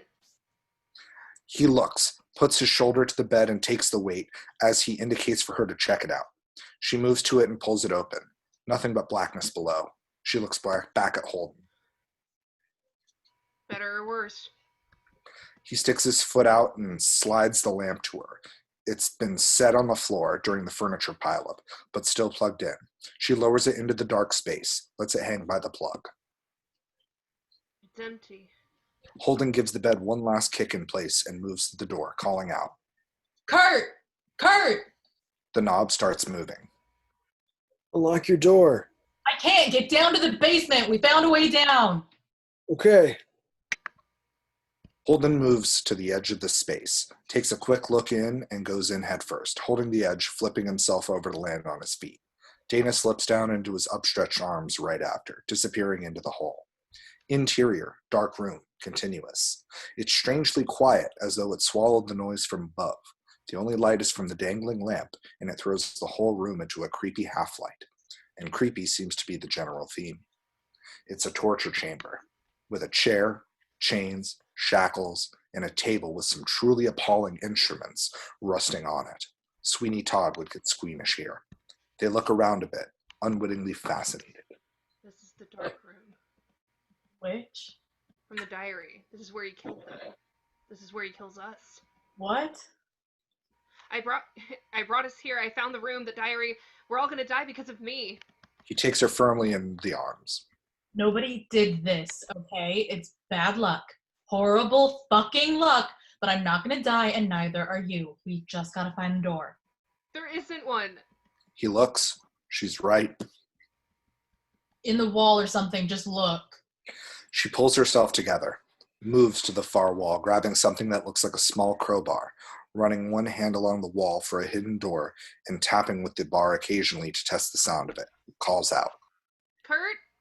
Holden has moved to one wall, now crosses below the trapdoor to the other. Hidden rooms were a staple of post-Civil War architecture. There's gotta be a... And the bear trap swings down from the trapdoor, catching under his arm and digging into the back of his shoulder. He screams as Matthew starts hoisting him up through the trapdoor. Dana runs to him and helps him struggle.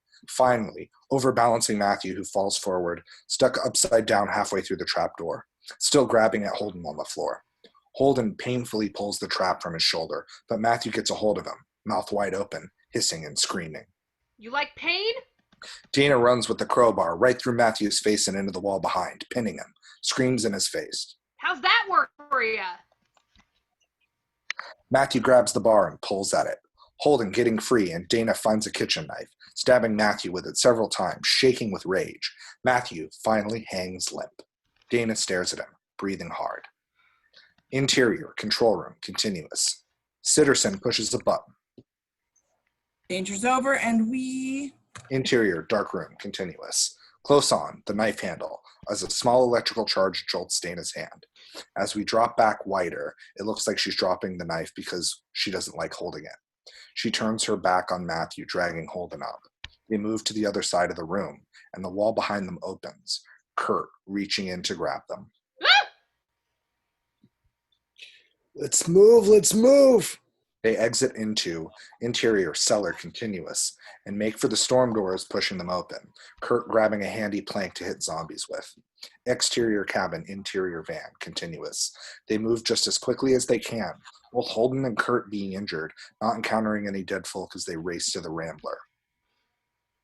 What about Marty? Got him.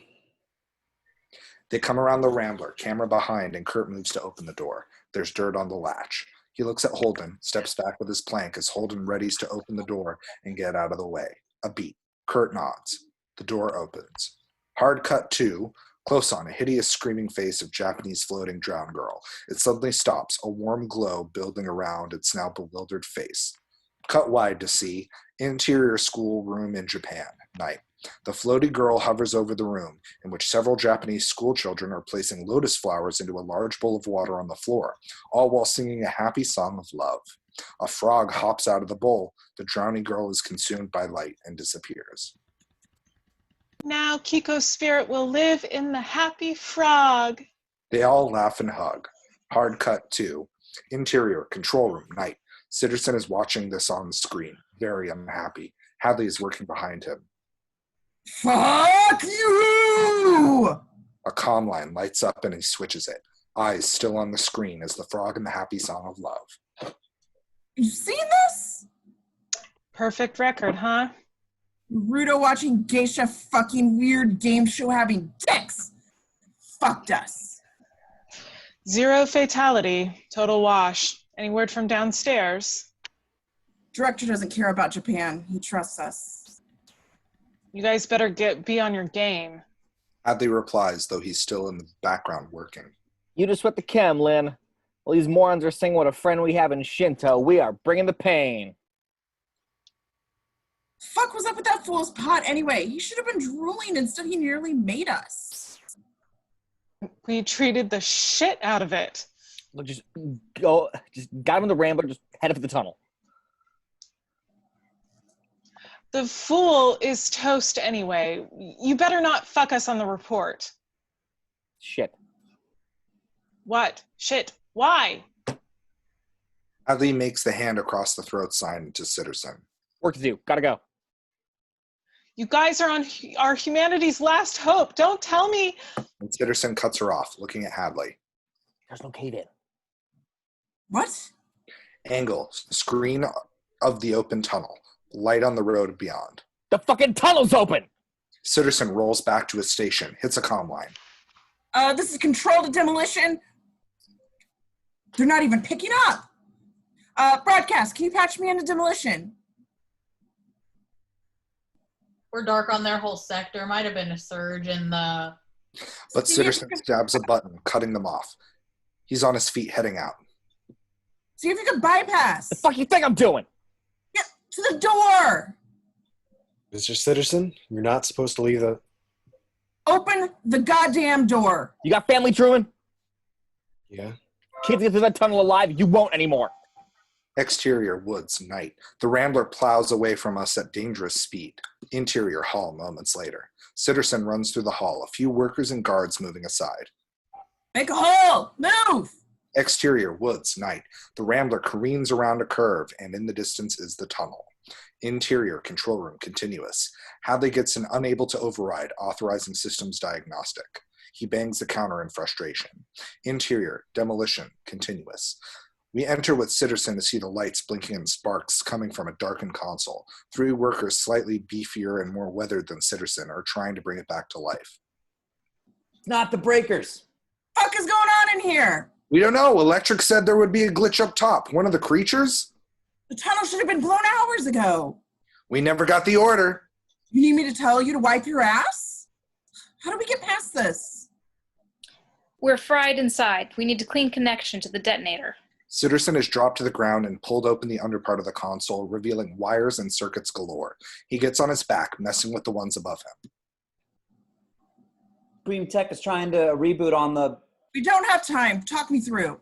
Interior, Rambler, continuous. Curt is driving. Dana's in the seat next to him, fear-fighting despair as tears begin to line her eyes. Holden is between them, eyes on the tunnel. Don't stop for anything. Interior, demolition, continuous. Sitterson replaces a chip in a board. Some of the console lights up. No, that's just local. It's not linked. Shit. Interior, control room, continuous. The camera races in with Miss Lynn.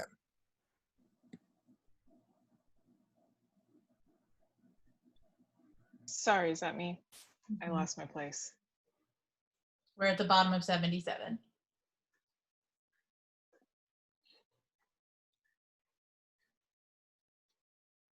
$77 of the script, $78 of the PDF. Hadley, what's going on? He just spins and stares at her, nervous as hell. Camera continues past him to a screen showing the van spreading through the woods, the tunnel visible not far ahead. Exterior, woods, continuous. The van races through frame. Interior, demolition, continuous. Sitterson puts a wire to a contact, it sparks and he flinches. That's it. Blow it! Demo 3 hits a big red knob. Exterior, mountain, tunnel, interior, Rambler, continuous. As the Rambler enters the tunnel, as a charge sends rocks tumbling down, the kids see them through the windshield, falling up ahead before the van is pounded from above. Back up, back up! The whole tunnel is caving in as Curt slams on the brakes, hits reverse, and tears back out. The van stops only a few yards from the din and smoke of total collapse. The kids look at it, in shock. Interior, demolition, moments later. Sitterson is breathing hard, nobody saying anything. He exits, saying to number 2 contemptuously. Wipe your ass. Exterior, mountain, tunnel, moments later. The kids are out. Dana looks nervously back for possible pursuing zombies, not giving in to the tears she can't stop. Curt is furious, looking over the side of the mountain as the cliff's edge on the other side, a tantalizing 20 feet away. Holden looks over intently, working the problem. No fucking way. This isn't happening. It's right there. You got any climbing gear ropes? Yeah, in my fucking dorm room. We can't climb this. This is limestone. It's slippery. It'll crumble under the pressure. We can't go back. There's no way across? Not unless you can jump 20 feet. Dude. What? Exterior, mountain tunnel, moments later. Angle on, Curt's dirt bike as the wheel spins in the dirt and the bike turns up. Curt revving it, getting his nerves up. Curt, are you sure you're about this? I've done bigger jumps than this. You've got a smooth run, maybe a 5-foot differential on the other side, but that's good. You give it everything. You know it. Curt. He comes down off his adrenaline kick for a moment, looks at her like the guy we knew. You guys stay in the Rambler. If they come, just keep driving away from them. I'll get help. If I wipe out, I'll fucking limp for help. But I'm coming back with cops and choppers and large fucking guns. And those things are gonna pay. For Jules. A moment. Dana kisses him on the cheek. He guns it. Don't hold back. Never do. He guns it and lets go, wheels spinning as he blasts towards the edge. Dana and Holden watching in fear and hope. Curt sails over the edge with great form, front wheel high. The arc is good. He slams into the invisible barrier and his bike explodes. No! As he plummets straight down, scraping the electrical matrix so it appears by him all the way down as he falls. Oh god, oh god. He hit something. There's nothing. What did he hit? Puppeteers. Did you see it? What did he hit? Marty was right. God. Get in the van. Marty was right. Interior, the chamber, moments later. The blood pours, this time on the primitive figure of a muscular man with javelin and ball. Interior, Rambler. Holden guns the engine, swinging the Rambler back down the dirt road away from the tunnel. Dana is oddly calm. You're going back. I'm going through. We'll just drive. There's got to be another road, another way out of here. It won't work. Something will happen. It'll collapse or wash away. And we'll leave the roads all together and drive as far as we can into the forest. We'll go on foot from there. Dana shakes her head, really starting to get it. You're missing the point. Her zombie-like fatality gets to Holden. Hey, look at me. She looks at him. He holds her gaze, rock solid. This isn't your fault. She actually laughs a little, which doesn't help. I know. It's the puppeteers. Please don't go nuts on me, Dana. You're all I got. She stares at him, eyes softening. Okay. Good, because I need you calm. Whatever happens, we gotta stay calm. Schlick! A scythe tears through Holden's throat from behind. Blood spatters on the windshield. Dana screams. She glances back to see Father Buckner. He's right behind them, having crept up from his hiding spot in the Rambler. He growls as he tries to dislodge his scythe from Holden's throat. Schlock. He pulls it out. Arterial blood sprays everywhere, all over Dana. Dana continues to scream and scream as Holden's hands instinctively clutch at his own throat. The steering wheel spins unchecked. Wshlack! Father Buckner swings the scythe again, this time lodging it in the side of Holden's head. Holden pitches forward. The Rambler careens out of control, leaps off the road and crashes, right into the lake. Smash! The front windshield shatters. Lake water comes rushing into the cab, blasting Dana straight into the back seat. Beside her, Holden continues to thrash. He's still alive. Father Buckner yanks the scythe free, tries to swing it again, but the water blasts him back to the rear of the Rambler. Lake water fills the cab. Within a matter of seconds, they're completely submerged. We're with Dana as she screams and goes under, and everything goes quiet. Dana struggles underwater, panic in her eyes as she looks over and sees Holden staring back at her. He's still holding his throat. Blood pours from his wounds. Dana fights to free herself from the seatbelt. She shakes her head, cries out underwater as she still holds Holden's gaze. And we're close on Holden as the life drains out of him. As he stares at Dana, his hands go slack. Blood gushes from his throat, clouding the water around him until he disappears entirely. Exterior, lake, night. Wide on the lake as the rest of the Rambler sinks below the surface, disappearing entirely from view. Interior, Rambler, lake, night. We're with Dana, as the Rambler continues to sink, the van now perpendicular as it plummets straight down. She tumbles upward into the ceiling, towards the back. Her hands reach out for anything, desperate to purchase. Her eyes dart upward, falling on the ceiling hatch. It's small, a basic ventilation hatch no more than 1.5 feet square, but now's not the time to be picky. There's a little bubble of air trapped there, and Dana shoves her face into it, gasps greedily. It disappears as she goes down and pulls her head back, holding her breath again. Close on, Father, smiling in the dark water. He doesn't need to hold his breath. Dana reaches out, grabs the crank, spins it around. As the hatch swings open, she punches out the screen, squeezes her body through the hole, and just as she gets about halfway through, Father Buckner grabs her ankle. We're on Dana, as sheer terror of all of it hits her. She's stuck half in, half out of a sinking van with a deranged zombie yanking at her legs. She thrashes with everything she's got left, kicking him hard as she can in the face. Whack! Knocking him back. She breaks free, rockets upward out of the hatch towards the surface. Beneath her, the van disappears into the inky darkness of the lake below. Dana kicks for the surface. Closer. Closer. Interior. Control room. Continuous.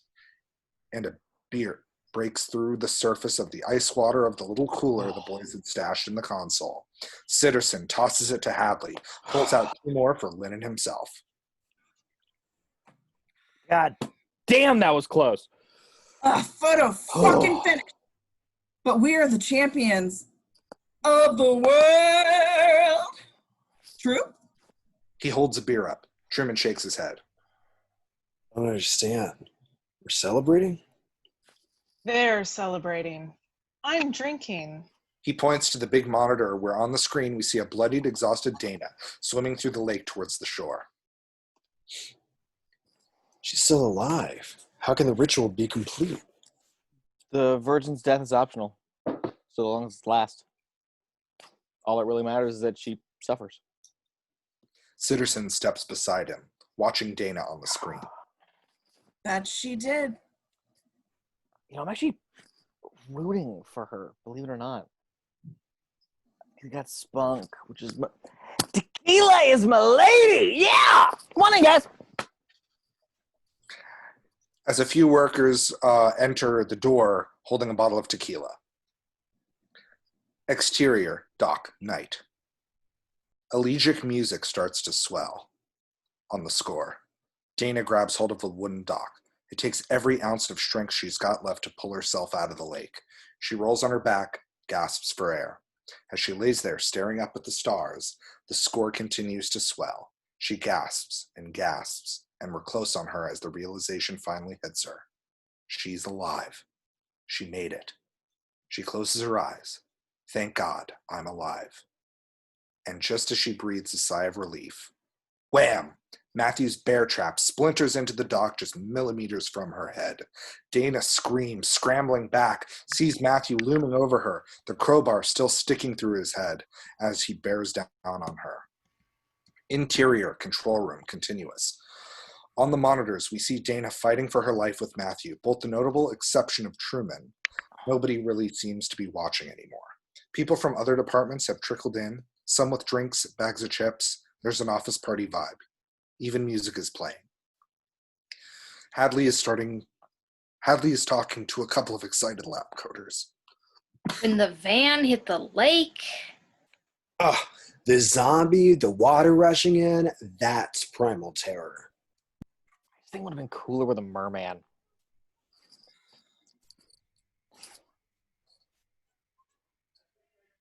You knucklehead, you almost gave me a heart attack with that tunnel. Oh my God, that wasn't our fault. I'm just giving you a hard time. Come here, you. Let's have a hug. No, seriously, that wasn't on us. There was an unauthorized power reroutes from upstairs. Sitterson stops mid-drink, frowns, wait. What do you mean upstairs? Ring, ring. Just then, a piercing ring fills the air. Sitterson's face falls. His eyes dart towards the back of the room where a single red telephone sits on the wall. Ring as one. The crowd goes quiet. Sitterson looks to Hadley. They lock eyes, color draining from their faces. Oh, shit. Hadley swallows, moves towards the phone. Turn the fucking music off. Someone stops the music. The workers glance at each other, tense. Ring. Hadley grabs hold of the phone, takes a deep breath, and answers it. Hello, sir. It's impossible. Everything was within guideline. And the Virgin's the only... No, of course, I'm not doubting you, sir. It's just... Hadley's face falls as his eyes dart up to the view screens. Which one? Exterior docks night. Wham! Dana's body hits the dock hard. Matthew's bear trap shatters the wood beside her. The dock is now in splinters. Dana looks terrible. She's sopping wet, battered and bloody. Clearly, Matthew's been kicking the hell out of her. Dana can't even stand. Tears in her eyes, she tries to crawl away. She sees a broken dock plank beside her. Maybe it can be used as a weapon. She reaches out for it, and Matthew steps on her arm. Dana cries out. As she tries to struggle, Matthew bears down. We're with Dana as she realizes there's nothing she can do. She's as good as dead. Ching! Ching! Ching! Matthew starts awing the chain. He grabs the handle with both hands, swinging the chain behind his back overhead. And just as he's bringing it down for the death blow, ching! A bong catches his chin from behind. Let it wrap around his back and yank it back. Matthew jerks in surprise. He stumbles backward, crashing to the docks. Dana rolls to her feet, looks back to see Marty. His clothes are doused in blood. The wounds on his back look pretty nasty, but he's still breathing. Dana can't believe her eyes. Marty! But this is no time for a tearful reunion. Matthew's already struggling to his feet beside them. Dana, get away! But she doesn't run, and Matthew yanks the chain from Marty's grasp. Dana grabs hold of the dock plank beside her. She swings it with all her might at Matthew. Crack! It hits him square in the face. He pitches backward right off the dock. Splash into the lake. Dana joins Marty, and they're at a dead run. Sploosh. Matthew reemerges from the lake, starts moving through the water right at them. Come on. Exterior, cabin, night. Dana and Marty race towards the cabin. Behind them, we can see Matthew emerge from the lake, following them. Where are we going? Wham! Up ahead, the front door to the cabin flies open. Framed in the doorway is Mother Buckner. Dana and Marty both jump, scared. As Mother Buckner steps out of the porch, Marty pulls Dana to the side. This way. They bolt around the side of the house, headed towards the back. Mother Buckner follows. Exterior, cabin, forest, night. Marty and Dana race around the corner of the cabin. Marty heads straight for the tree line. Up ahead, we see the edge of the grave Judah dragged Marty into earlier. Marty, wait. Skirt! Dana looks over and sees Mother Buckner around the corner of the cabin, dragging her saw by her side. Dana, come on. We're going in there? Schlop, schlop. The sound of Matthew's wet footsteps ring out as he comes around the other side of the cabin. You keep the faith right now, sister. That's a funny line. Right? Whish! In the forest up ahead, Patience Buckner breaks through the tree line.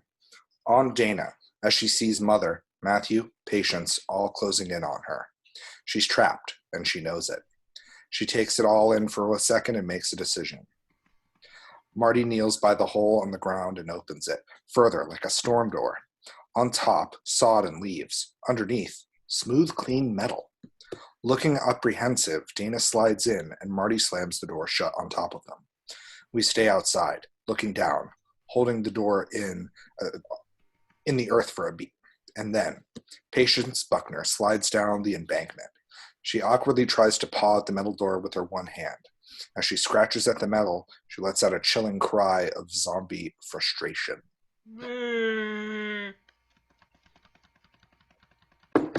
Interior, underground space, continuous. The sound of Dana's breath echoes off the metal walls of this small, dark chamber. It's only tall enough to crouch in, but a good 12 feet by 12 feet with a square metal door in the middle of the floor. The light in the room comes from a panel in the metal that's been popped out. A few glowing cables behind, including a couple that have been messed with, as Dana looks more closely. What is this place? She steps on something soft, jerks back as she realizes it's Judah's mewling face. He's been completely dismembered and piled up in the corner, but his bits still twitch. Yeah. I had to dismember that guy with a trowel. What have you been up to? She looks at him, bewildered and despairing. Nobody else, huh? She shakes her head. I figured. You figured everything. Not even close, but I do know some stuff. As in, He goes to the door in the floor and slides it open. She looks down. It's a small metal elevator. Two sides are thick glass, but they are up against a metal shaft so tight you might not even tell. it's an elevator. Somebody sent these dead fucks up to get us. There's no controls inside, but there's maintenance overrides in there. I've been playing around. I think I can make it go down. Do you want to go down? Where else are we gonna go? A beat. She scrambles down into it as he moves the open panel. Get ready. The timing on this might be pretty tight. Interior, elevator, continuous. She moves along the wall, looking up. Marty flicks a switch and slides right into the hole as the elevator whirs to life and the door starts sliding shut. He barely makes it, and one of Judah's arms falls in with him. Then the two of them doing the getaway from it dance, even as they brace themselves against the sudden plummet. Ah, fucking zombie arm! The elevator starts down, not too fast, and is shaken by another tremor. Exterior, woods, continuous. The tremor rocks Patience as well. And its height, we hear metal scraping and the hatch grinds open a sliver. Patience looks at it, her head cocked curiously. Interior, elevator, continuous. It seems to go down a good long while, then joltingly stops. They look at each other, nothing happens. Then they start moving again. Are we moving sideways? Dana is leaning against the glass when the elevator suddenly comes abreast of another elevator, also with thick glass, and stops. A ravenous werewolf leaps up at them. As she turns, she jumps back and hits the glass, clawing and drooling. Marty stares in incomprehension. So no. Both of them press up against the opposite wall, and the elevator moves sideways again, revealing a Geiger-esque alien hanging from the ceiling behind them. It jumps onto the glass and sticks there, freaking them out again, and making them move to the middle of the small space, looking around for the next horror. The elevator is jerked down, then sideways, revealing this time on the side Dana sees a little girl in a ragged ballerina outfit. Not a tutu, but a limp torn skirt. She has no face, just a circle mouth with a ring of teeth. Marty sees a staring man, long leather futuristic coat. He's dead white and has no hair, and buzzsaws stuck in his head in a neat row. His arms are ringed with barbed wire stuck in deep. He's grinning at Marty and holding a flowing sphere, almost exactly the same as the one in the cellar. We chose. What? The elevator moves back down into darkness. In the cellar, all that shit we were playing with, they made us choose. They made us choose how we die. The incomprehension builds in her, and she punches the glass. Doesn't make a crack, but she keeps going, pounding away with both fists, like a prize fighter going for body blows. Marty tries to hold her, and she screams, thrashing as we drop back wide to see an endless array of elevators, moving around in a 3D puzzle like Charlie's Great Glass Elevator, like Cube, monsters, many of them like the ones we've seen in every single one. It's the Costco of death. Interior, control room, continuous. Everyone is cleared out except Wendy and our hero 3. She's in the lower part on console, earpiece in. The men are going through every part of the building on their screens, moving fast and frightened. Sitterson watches 9 constantly changing views of monsters and elevators, looking at the kids. We saw them go into the access drop. They have to be in one of these. Internal security should be able to. I don't care if that's not protocol. Are you fucking high? Hadley, over this, is looking at halls and stairwells, many of them being swept by security teams, also talking on an earpiece. It's the stoner. No, you can't touch the girl. If he outlives her, then all this goes to hell. Take him out first.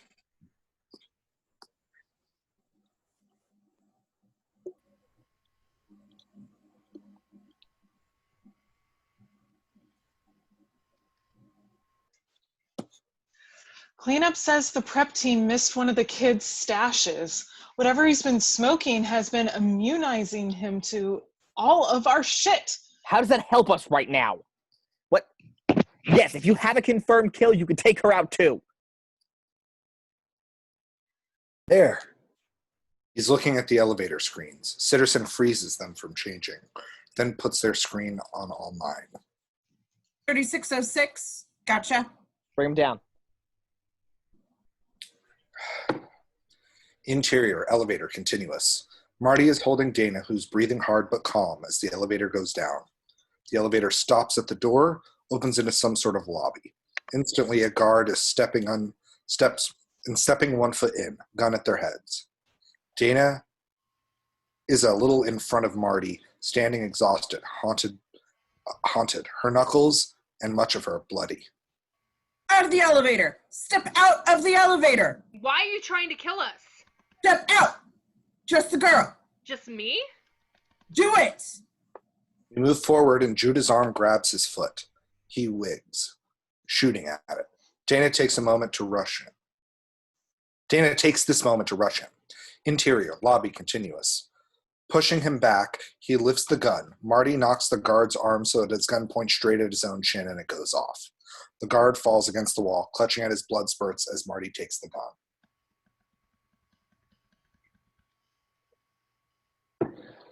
Good work, zombie arm.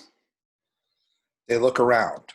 There are 8 elevator wells, 4 on each side, with a corridor turned behind, from which we can hear the tromp of approaching guards.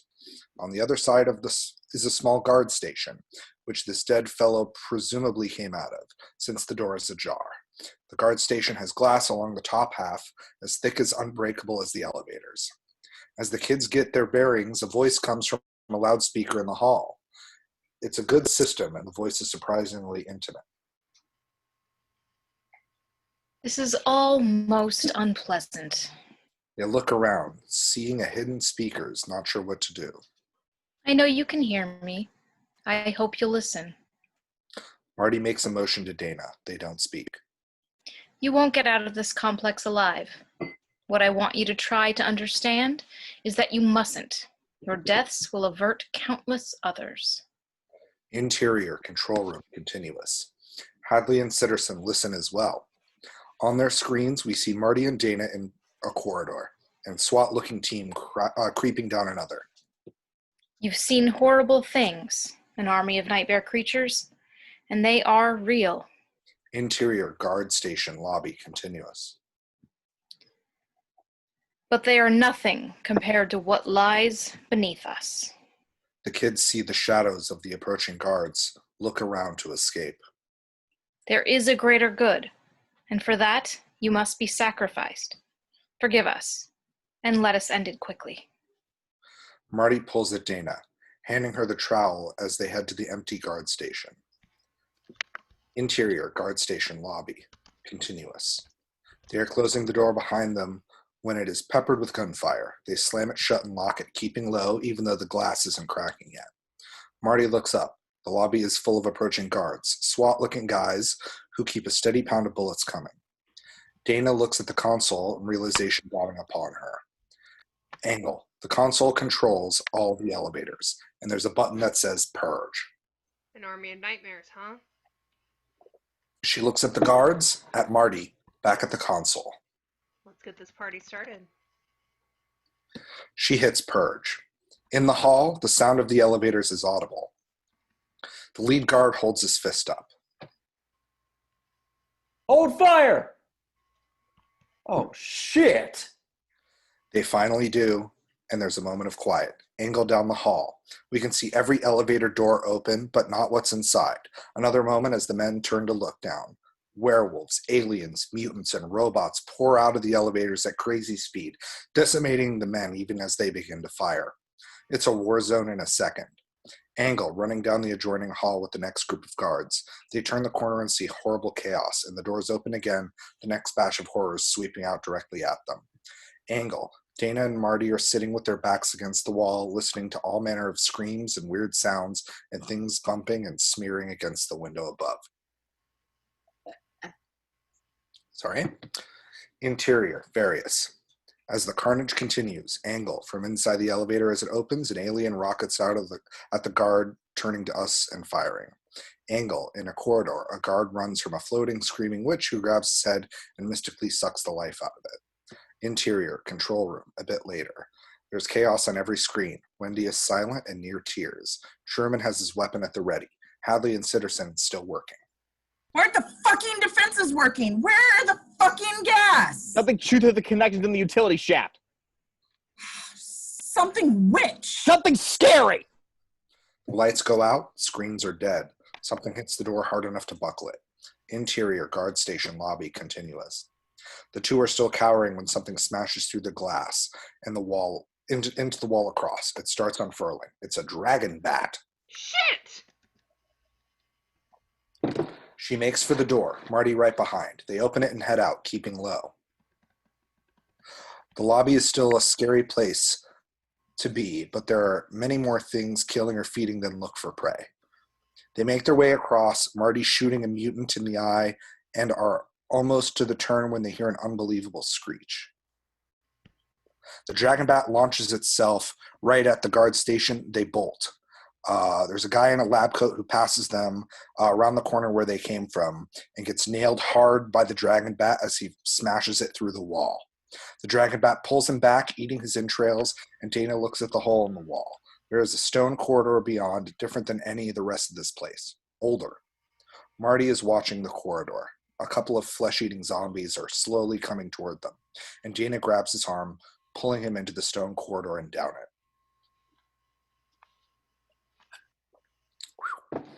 Interior, various, and more carnage. Angle, a clown taking a bullet hit after bullet hit as it lumbers forward, knife in hand. Angle, a werewolf tearing out a man's throat with its teeth. In the background, a unicorn slams its horn repeatedly into the guard against a wall, blood spurting out on its lovely unicorn mane. Aw. Interior, control room, continuous. The door is off of its hinges, smoke filling the dark room. The scarecrow folk have almost overpowered Truman, their knife fingers twitching as he shoots them to no avail. He pulls out a grenade. Hadley has a submachine gun from a sliding drawer of weapons under his desk, or under his console. He's looking down into the space, firing cover shots into the smoky room, as Sitterson is working the keypad of a secure trapdoor. Hidden under the carpet, Wendy Lynn stands above him, terrified. We're running out of time. An emergency lockdown. I'm bypassing. Truman's grenade explosion knocks Hadley off the edge and into the main space, lost in all the smoke. Hadley! I'm close. I'm close. I'm close. Angle. Hadley is on his back, dazed, when he hears something slurping toward him in the smoke. He looks to see the merman. Black-finned and dorsal like a whale, black soaking hair, black eyes. Everything else is as white as his razor-sharp teeth. He puts a webbed hand on Hadley's throat as Hadley realizes he's about to be killed by a merman. Oh, come on! And it bites his face off. Angle. Sitterson and Lynn are concentrating on the trapdoor. We hear a ping. Got it! Sitterson swings the heavy door up as a tentacle wraps around Lynn and whips her out of frame. Sitterson dives into the hole and pulls the door shut over him.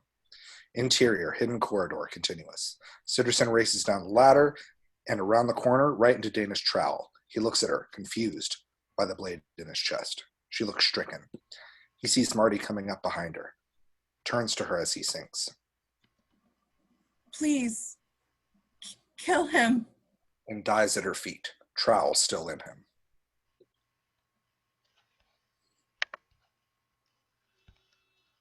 Come on. We have to find a way out before everything else finds a way in.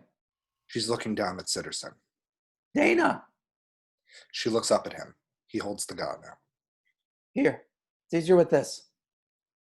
She takes the gun and does seem to gain some measure of calm from it. Starting down the hall and down a long stone staircase, taking point, gun held out.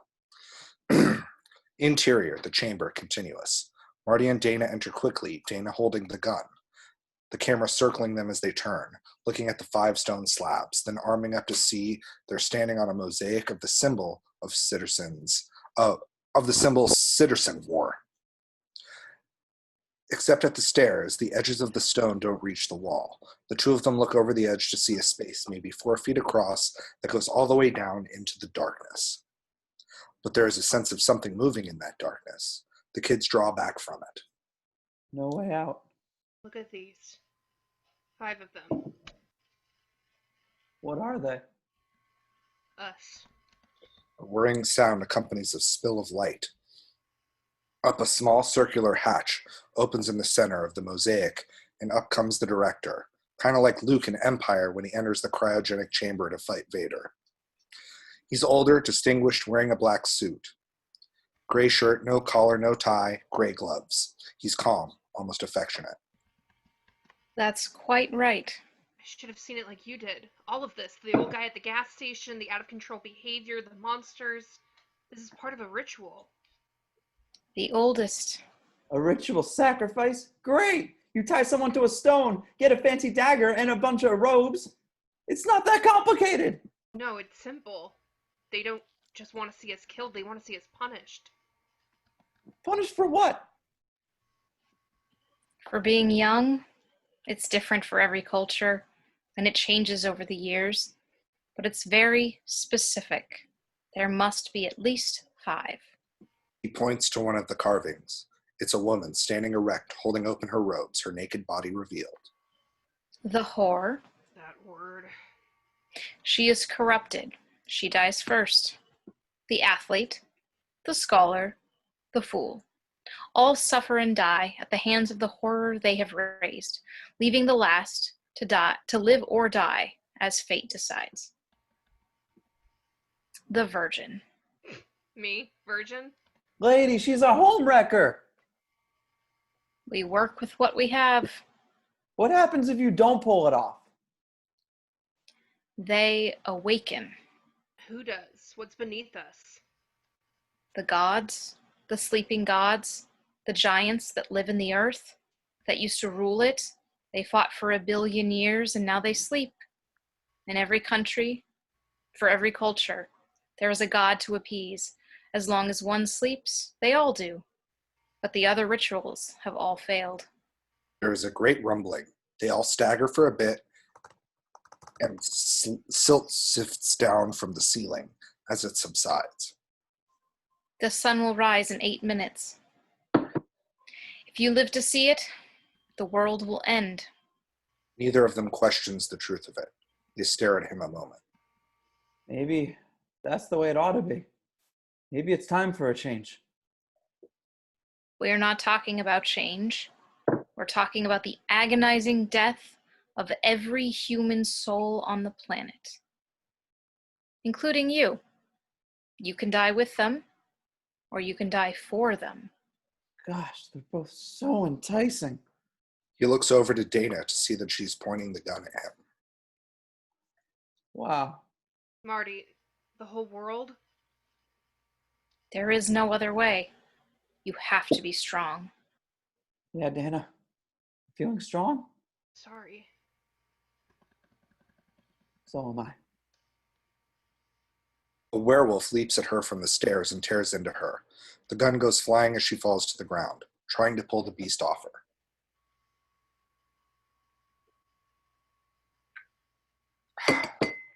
The director and Marty both move for the gun and struggle themselves, but Marty gets a hold of it, knocking the director to the floor. Without hesitation, he puts 3 bullets into the werewolf, sending it back up the stairs, screeching. Dana rolls over, eyes wild, blood everywhere. The director rises and tackles Marty. They wrestle on the floor, the gun out of reach, the edge of the abyss by their heads. As they fight, Dana breathes heavily by the stairs, unable to rise. Excuse me. She looks over as 2 small feet shamble by her. In old dirty shoes, the edge of the tattered gingham dress swings above the ankles. Marty gets on top of the director and pushes his forearm against his windpipe, his back to the girl. Marty. He turns. The director grabs the gun and Marty spins, the director on top of him, just as Patience swings her hatchet, burying it in the back of the director's skull. Another tremor, and Marty kicks the director over the edge of the circle. Patience, unwilling to let go of the hatchet, goes over with him. Marty watches them a moment, then limps over to the stairs. Another bigger tremor makes them pause. but it subsides, and he slumps to the corner next to Dane. She's breathing shallowly, tears streaming from her eyes, but she's pretty alert. Hey. You know, I don't think Curt even has a cousin. Huh. How are you? Going away. I'm sorry. I'm so sorry I almost shot you. I probably wouldn't have. Hey, no. Just, I totally get it. As he continues, he lights up a joint. Sorry I let you get attacked by a werewolf and then end of the world. He takes a drag and holds it out to her. With a shaky hand, she takes it and drags on it herself. Nah, you're right. Humanity. It's time to give someone else a chance. Giant evil gods? Wish I could have seen them. I know. That would have been a fun weekend. The biggest rumble yet. The floor starts bulging, cracking, and dust and debris cloud the screen. Dana holds out her hand. Marty puts his in it. Squeezes it. They hold a moment.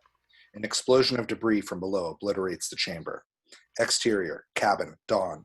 We are wide on the cabin as a gnarled hand, bigger than the house, and on an arm that's 100 feet long, shoots up from the crust of the earth.